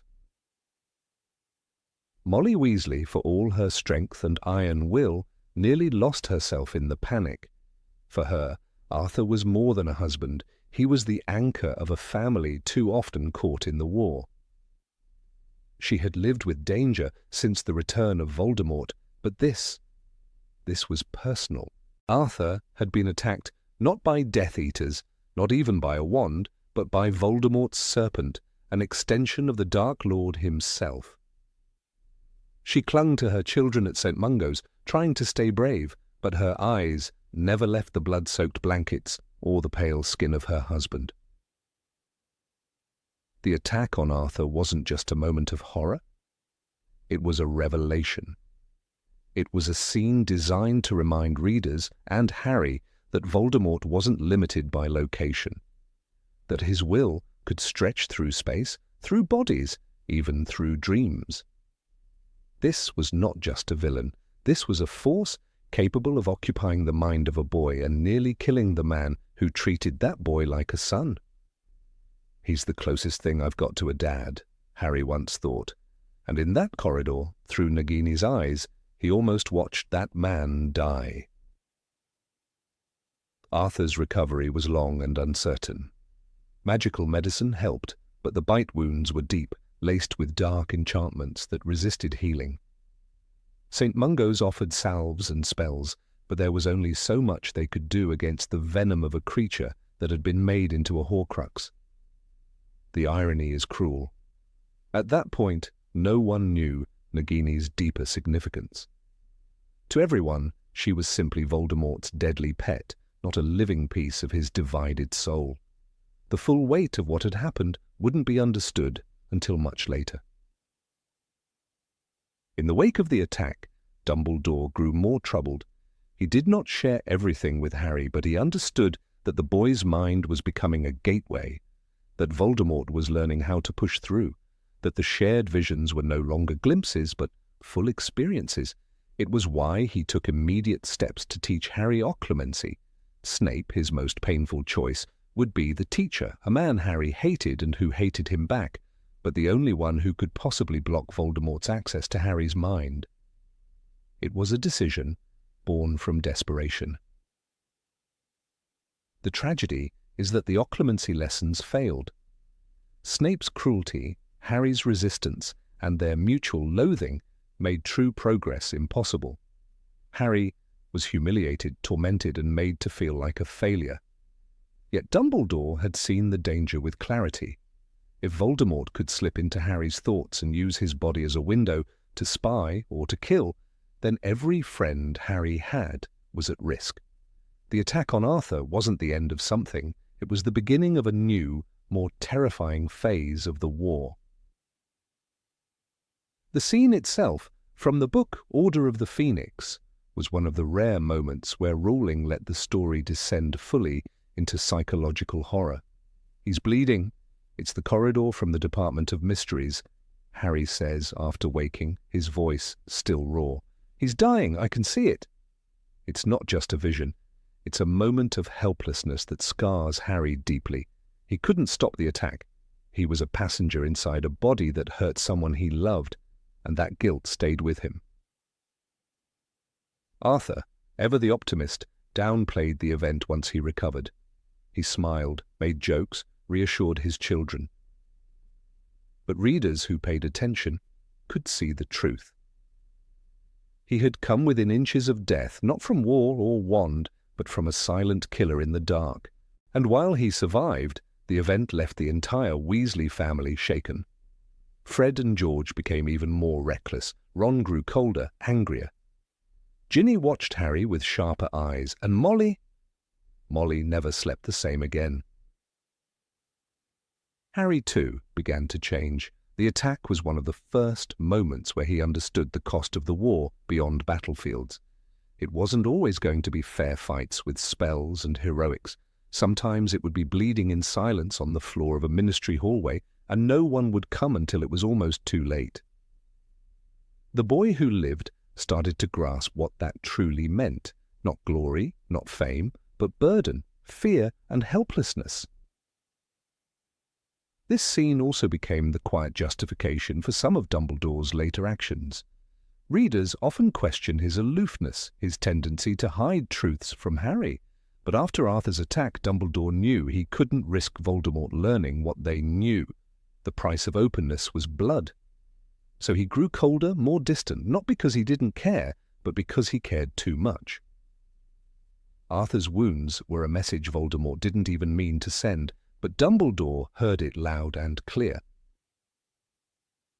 Perhaps the most haunting part of the entire event is that Arthur never held it against Harry. He never blamed him. Never once did he look at the boy with suspicion or fear.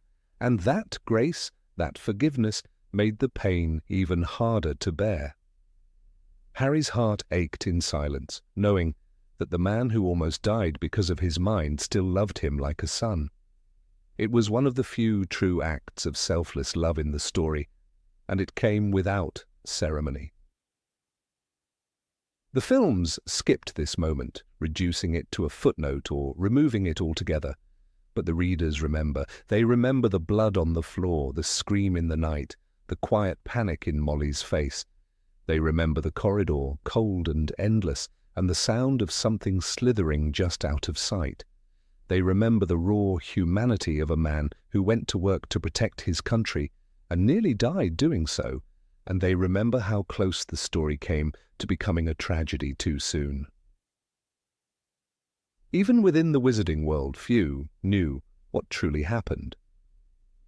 Arthur returned to work, returned to the Order, carried on as though everything were fine, but those who looked closer could see the hesitation in his step, the way his hand brushed his side when no one was watching. There were scars not just on his skin but in the very fabric of his family. They had seen death reach for them and pull back only at the last second. For Harry, the attack was a mirror. He saw what could happen to anyone who stood too close to him. He began to push people away, not out of anger, but fear. Fear that next time it wouldn't just be Arthur, it might be Hermione or Ron or Sirius. The vision had broken something inside him, the illusion that he could protect everyone he loved. He now understood the war would not wait for him to be ready. The moment also reinforced the idea that Voldemort did not need to lift a wand to kill. His influence stretched through minds, through creatures, through shadows. The war was no longer about physical strength, but about willpower, connection, and sacrifice. Arthur Weasley became the symbol of how vulnerable even the most decent people were. His life hung by a thread, not because he fought the Dark Lord, but because he stood in the wrong place at the wrong time. In later years, Harry would reflect on this moment with a mixture of shame and gratitude. Shame that he had been the window for such horror. Gratitude that he had woken in time. The snake's fangs had missed his heart. Barely. The vision might have been Voldemort's, but the scream was Harry's. And that scream had saved a man's life. It was the first time Harry's connection to the Dark Lord became more than a curse. It became a warning bell, a way to fight back. And so, only readers of the books truly understand how close Arthur Weasley came to dying, how his blood pooled in the halls of the Ministry, how his wife almost shattered from grief, how a snake nearly tore the Weasley family apart. It wasn't shown in the movies. It was too quiet, too intimate, too terrifying in its implications. But those who read the pages know. That night, Voldemort struck not with wands or armies, but through a child's mind and a serpent's hunger. Number 24. Ginny wrote about Quidditch for the Prophet. Of all the Weasleys whose stories threaded through the fabric of Harry Potter's world, it was Ginny who endured the most subtle transformation, one that only book readers could fully grasp. For viewers of the films, Ginny Weasley was a quiet presence, a red-haired shadow behind the brilliance of her brothers and the legend of the boy who lived. But the books tell a richer tale. Ginny was not just a girl with a crush, not merely the sister in the background. She was a fierce athlete, a bold writer, and a woman whose love for Quidditch never waned. What the films never revealed, but the books whispered in their final lines, and J.K. Rowling confirmed in interviews was that after leaving Hogwarts, Ginny Weasley played professionally for the Holyhead Harpies, one of the most renowned all-female Quidditch teams in the British Isles. Her position as a chaser on the Harpies was not a surprise to those who truly watched her grow. Ginny had always been drawn to the sky. The moment she stole her brother's brooms to practice in secret, she wrote her destiny in the air. When she stood in as seeker for Gryffindor during Harry's detentions, she did more than fill a seat. She proved herself to be swift, cunning, and sharp-eyed. By her 6th year, she was one of the most dependable chasers on the team, and while her academic achievements or dueling prowess were never centre stage, her performance on the pitch hinted at something more permanent. Ginny didn't just play Quidditch, she lived it. Her tenure with the Holyhead Harpies marked the first step, in her adult life, a transition from schoolgirl to sportswoman. The Harpies, a team founded in 1203, had a long tradition of excellence and discipline. Joining their ranks wasn't a matter of enthusiasm, it demanded skill, rigour, and relentless training. Ginny's inclusion was a statement in itself. She played with veterans who had faced the Wimborne Wasps and the Ballycastle Bats, and she held her own, flying with the poise of someone who had always belonged there. Though the series doesn't describe her matches in detail, Rowling assured readers in interviews that Ginny's time on the Harpies was impressive enough to earn her respect among the sporting elite of the wizarding world, and yet even the fiercest athletes must one day descend. After several seasons of glory with the Harpies, Ginny retired from professional Quidditch, but not from the game. Her second career began not in the sky, but on parchment. Ginny joined the Daily Prophet as a sports journalist, a move that might have seemed like a footnote to some, but was in fact the continuation of her legacy. She wrote not just match summaries, but thoughtful pieces on strategy, player psychology, and the evolving dynamics of Quidditch leagues. Her insider's eye and lifelong love for the sport gave her a voice unlike any other. Her articles didn't read like dry reports. They carried the heat of the stands, the thrill of the goalpost, and the sting of bludgers barely dodged. She chronicled the highs and lows of the Appleby Arrows, exposed behind-the-scenes tensions within the Montrose Magpies, and interviewed aging legends who still remembered broomsticks made of ash. She knew what it meant to fly, and so her words gave readers wings. For fans too young to have seen her play, she was the sharp quill behind the column, from the pitch to the pen, where she detailed not only scores but stories. How a young beater from Bulgaria rose from obscurity, or how new training methods were transforming junior leagues across Europe. The World Cup became her true stage.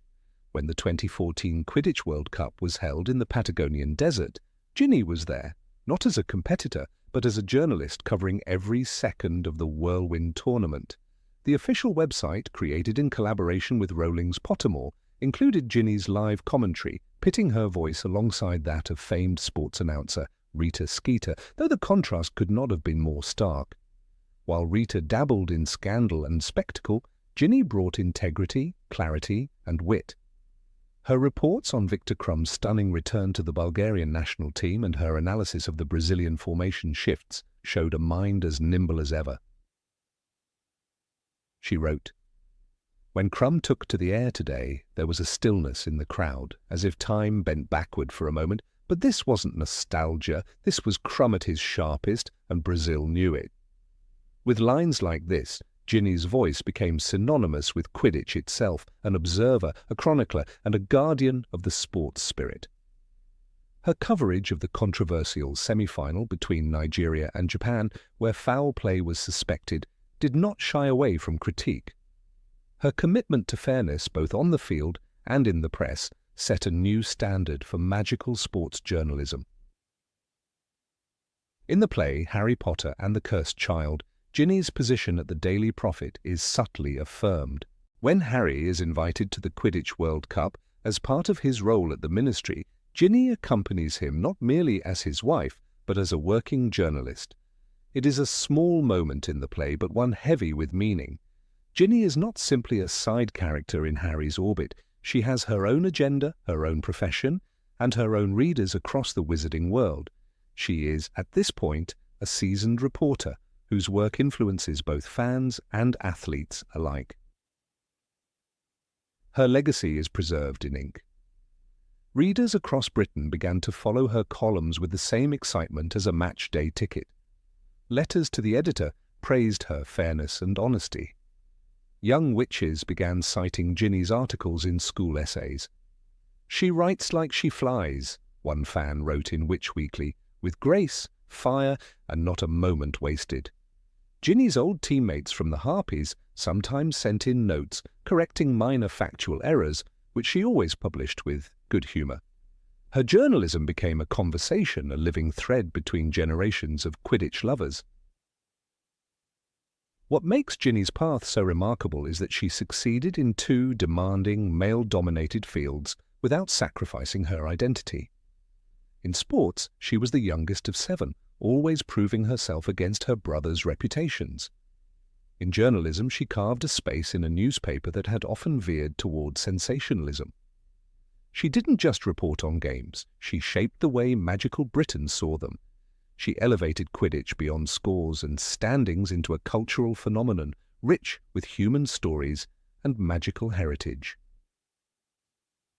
Her transformation, from player to writer, also mirrored the changing world around her. The wizarding community, recovering from war and chaos, needed new heroes. Not just warriors, but voices. Ginny became that voice. Her writing didn't dwell on Voldemort or the Second Wizarding War. Instead, she reminded people of joy, of competition, of broomsticks and rivalries, and the clean thrill of victory. She reminded readers that there was still something worth watching, worth playing, worth believing in.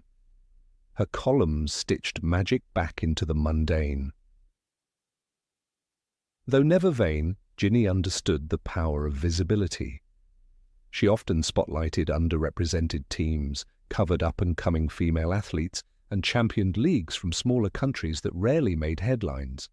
Her article about the Ugandan Thunderclaps, a rising force in African Quidditch, caused a surge of interest in international magical sports. She interviewed their coach, Nambi Okike, and described her as a tactician who sees the pitch like it's painted in prophecy. That single phrase became a rallying cry in Uganda's magical schools. Even those outside the sport began to notice. Hermione Granger, now a high-ranking official at the ministry, once referenced Ginny's article on broom regulation reform during a policy debate. When Hermione quoted, "A game is only as fair as its gear," it wasn't from a textbook. It was from Ginny's op-ed on the imbalance of broomstick quality between rich and poor schools. In subtle ways, Ginny was shaping not just games, but governance. Her passion turned into influence, and her words moved more than fans. They moved laws. She never lost her humour. In a column titled Bludgers, Beaters and Baby Bottles, she wrote candidly about balancing motherhood and journalism, poking fun at herself for editing articles while James pulled on her robes. Her writing matured alongside her life. She could be fierce about match statistics one moment and nostalgic about her Hogwarts days the next. She once wrote, "Every time I walk past the Gryffindor pitch, I swear I hear the wind shouting my name." Her readers swore they could hear it too. Ginny's journalism also offered moments of introspection. In a rare personal piece, she wrote about the Battle of Hogwarts, not in terms of trauma, but in how it made her treasure the ordinary. "In a world that's seen darkness," she penned, "we need the light of things like Quidditch. We need the mad chase for a snitch, the chance of a cheering crowd. We need magic that makes us soar, not run." The column was reprinted in the Wizarding Times, framed in magical schools, and even quoted in memorial services for fallen war heroes. Despite the demands of her job, she never stopped watching the sky. She attended every major match she could, and when her son, Albus, showed no interest in Quidditch, she accepted it with a smile. But when Lily Luna took her first flight, Ginny wept, not for nostalgia, but for the beauty of something being passed on, not through pressure, but love. She never forced her legacy. She simply lived it one article at a time. Her final major assignment was the 2020 Quidditch World Cup, a tournament that brought her career full circle. Covering matches from Dublin to Dakar, she was everywhere, her words as sharp and soaring as ever. In her closing piece, she wrote, "Quidditch is more than a game. It's a memory, a dream, a dare, and for as long as brooms rise, I'll be watching." Her readers believed her, and somewhere in the wizarding world, a girl with a second-hand broom read that line and thought, "I could do that too." Number 25, the meaning behind the Weasley children's names. Arthur. Weasley's name was never an accident. Readers of the Harry Potter books know that J.K. Rowling crafts her characters with precision, often embedding meaning even in the most innocuous details. The name Arthur, given to the Weasley patriarch, carries the weight of ancient legend. It evokes King Arthur of Camelot, a ruler of honor, justice, and magic. This choice speaks volumes about the character's role within the story. Arthur Weasley is not a king, not in any literal sense, but he is the quiet backbone of a family that ultimately helps reshape the magical world. He represents the old ways, steadfast, moral, and wise, and his name mirrors that role perfectly. Molly Weasley, his wife, adored her children fiercely. But she also loved stories, tales of brave knights, noble kings, and powerful queens. Her naming choices reflect this hidden passion. The reader begins to notice it not through exposition, but in the way the names echo the cadence of ancient tales. Her first son is William, called Bill, William the Conqueror, William Wallace, William of Orange, names that imply strength, resilience, and revolution. Bill Weasley becomes a dragon tamer, a literal handler of fire and danger. He is the eldest and a protector, a leader who marries Fleur Delacour despite the scars left from battle. The name suits him. It is the name of one born to carve out paths, to face risks with valor. Charles, Charlie, is the second. The name Charles often denotes kingship, especially in the European tradition. In British history, Charles I and Charles II ruled in turbulent times. Charlie Weasley is less present in the main action of the books, but when he appears, he brings with him tales of distant lands and dangerous beasts. He, too, works with dragons, choosing a life outside the ministry's rigid structure. There is something regal and untamed about him, a kind of natural sovereignty that suits the son of Arthur and Molly. He does not lead armies, but he handles creatures that could burn a kingdom to ash. His bravery is quiet but unmistakable. Percy, short for Perseus, is the most obvious mythological reference. Perseus, the Greek hero who slew Medusa, was noble, rigid, and somewhat isolated in his journey. Percy Weasley mirrors that myth in unsettling ways. He separates from his family, caught in the machinery of the Ministry of Magic, believing in order above love. The name Percy becomes a prophecy of pride and fall. But like the ancient Perseus, who ultimately finds redemption and glory, Percy returns to the fold during the Battle of Hogwarts. He chooses family over power, truth over convenience. His myth completes itself. Then there are the twins, Fred and George. The names Frederick and George have royal resonance in British tradition. Frederick the Great, George III, and even the current British monarchy. But Rowling infuses them with rebellion. Fred and George are kings of mischief, jesters with hearts of gold. They build their own kingdom, Weasley's Wizard Wheezes, a testament to imagination and resistance. In their world, laughter is a weapon. During Voldemort's rise, they refuse to surrender joy. George loses an ear, Fred loses his life, and yet their names endure like the echo of a fallen dynasty. They are not kings on thrones, but kings of spirit. Ronald, the sixth child, is perhaps the most overlooked in mythological comparisons, but not for readers who pay attention. The name Ronald has Norse roots related to Rungvalda, meaning ruler's counselor or wise power. Ron is exactly that, not the hero in the spotlight, but the heart beside the hero. He walks beside Harry Potter into every battle, every trial, offering humor, loyalty, and humanity. Ron Weasley is never the chosen one, but he is always chosen by friendship, by bravery, by fate. In The Philosopher's Stone, he sacrifices himself in a game of wizard chess so Harry and Hermione can move forward. It is an act of noble selflessness.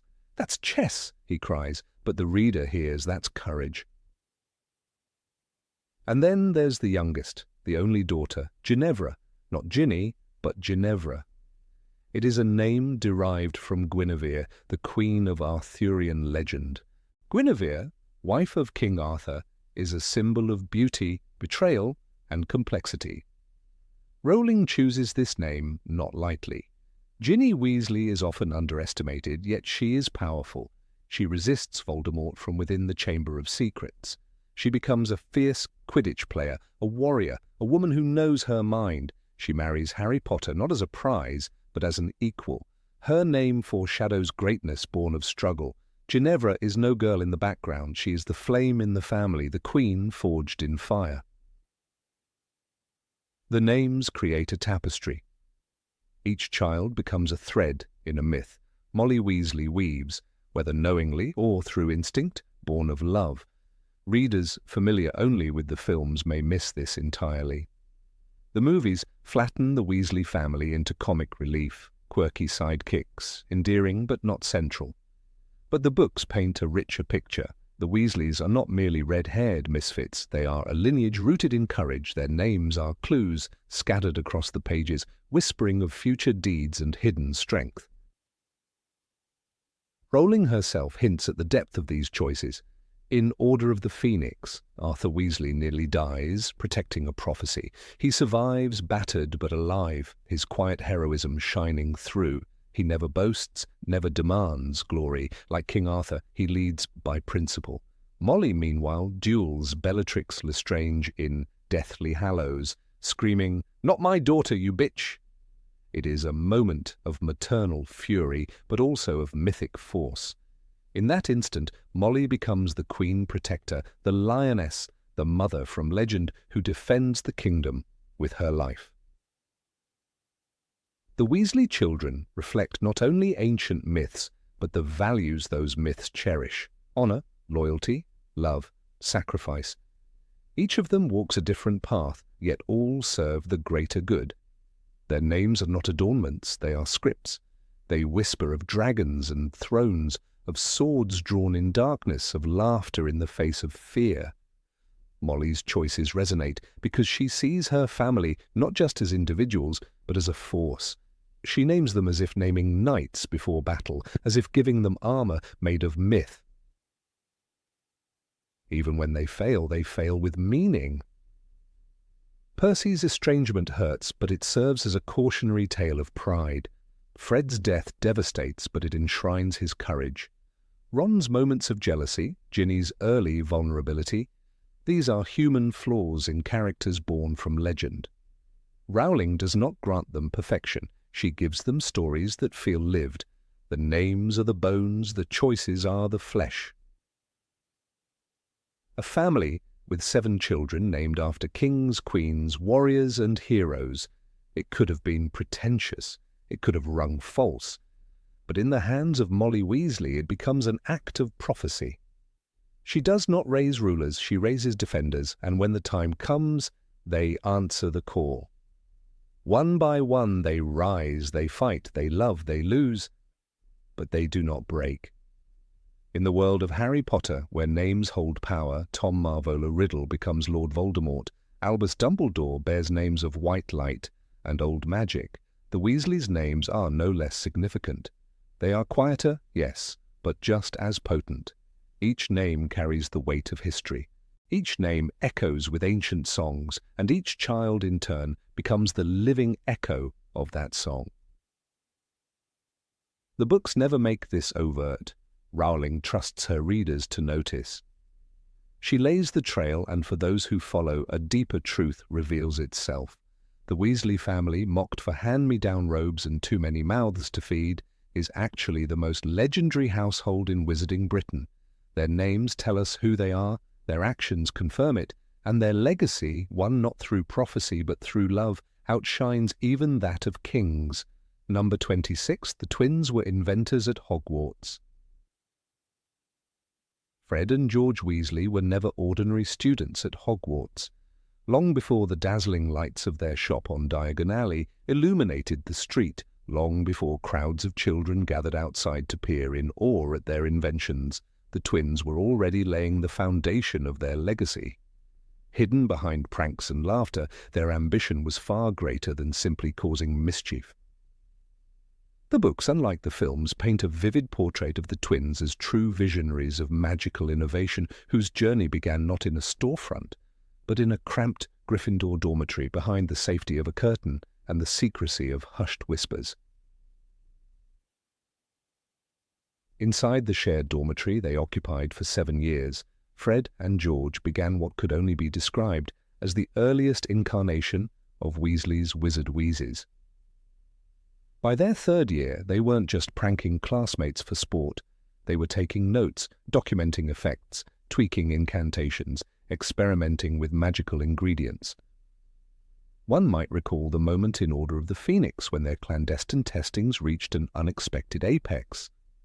As described in the book, Fred and George had been working on developing skiving snack boxes for over a year and had now reached the point where they were testing them on unsuspecting first years. The snack boxes were just one invention in a growing arsenal. Each pastel-coloured sweet contained a dual-effect charm. A fainted student, after biting into a fainting fancy, would find themselves mysteriously revived by the accompanying antidote. Nosebleed nougats induced dramatic, uncontrollable nosebleeds, while puking pastilles left their victims hunched over cauldrons. In each case, the twins provided the antidote in the second half of the sweet, cleverly concealed magic that suggested a sharp understanding of both spellcasting and potion-making. None of this was done with official approval.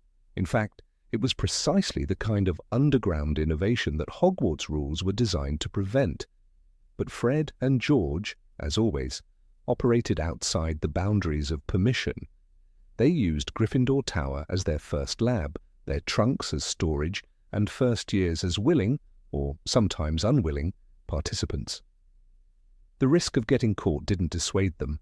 It was part of the thrill, part of what made their work so exciting. Even the infamous caretaker Argus Filch, ever on the hunt for mischief, could rarely pin anything on them, though he knew they were always up to something. Their talents extended far beyond jinxes and hexes.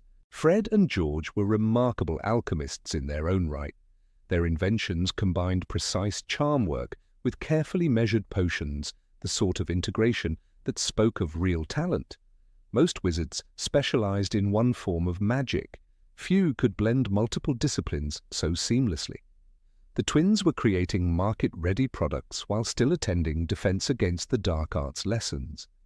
Their brilliance was hidden in plain sight, but only those who read the books can fully appreciate the magnitude of their accomplishment. In Harry Potter and the Order of the Phoenix, we see a particularly striking example of their resolve.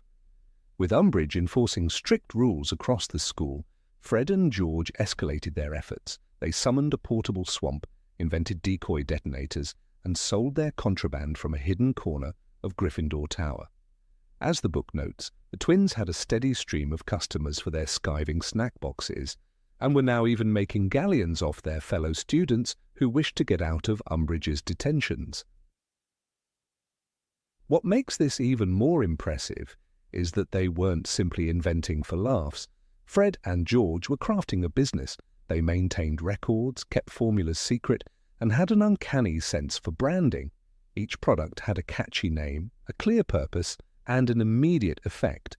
Long before they ever stepped into Diagon Alley with a rented shop space, they were already practicing inventory management, product development, and distribution within the confines of Hogwarts. Their most devoted audience wasn't always their classmates. Peeves the Poltergeist, a figure of pure chaos, became one of their unlikely admirers. While teachers feared and loathed Peeves, Fred and George treated him like a kindred spirit. After they dropped out of Hogwarts in dramatic fashion, it was Peeves who saluted them with a rare show of respect. The book captures the moment vividly. Peeves, who had never taken orders from a student before, swept his hat from his head and sprang to attention. That salute wasn't just humorous, it was symbolic, a fellow mischief-maker recognizing true mastery.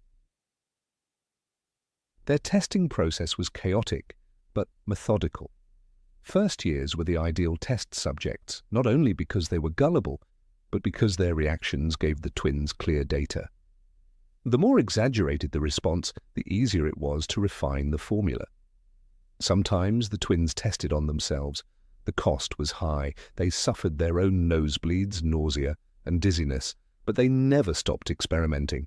Their dormitory was a war zone of wrappers, ink-splattered notebooks, half-empty vials, and secret sketches. They didn't merely stumble into success, they engineered it. It was not until Harry Potter's act of generosity that their work moved from hobby to enterprise. After winning the Triwizard Tournament, Harry gave the twins his prize money, 1,000 galleons, to help them realize their dream. The moment is described in Goblet of Fire. "Use it to start up your joke shop," Harry told them. "This is the moment you've been waiting for." And indeed, it was.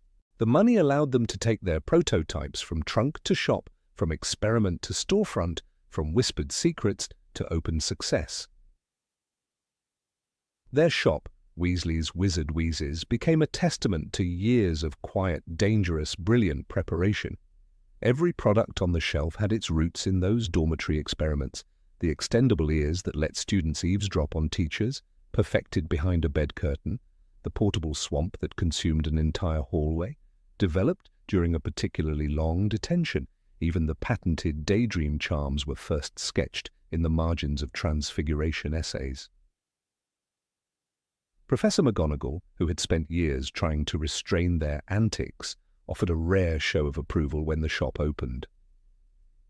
Her admiration, quiet but sincere, reminded readers that beneath the pranks lay something extraordinary. She once remarked, "I always knew you two had it in you." A line that might be missed in the films, but in the books it rang with pride. It was a recognition of how far they had come and how much of it began at Hogwarts.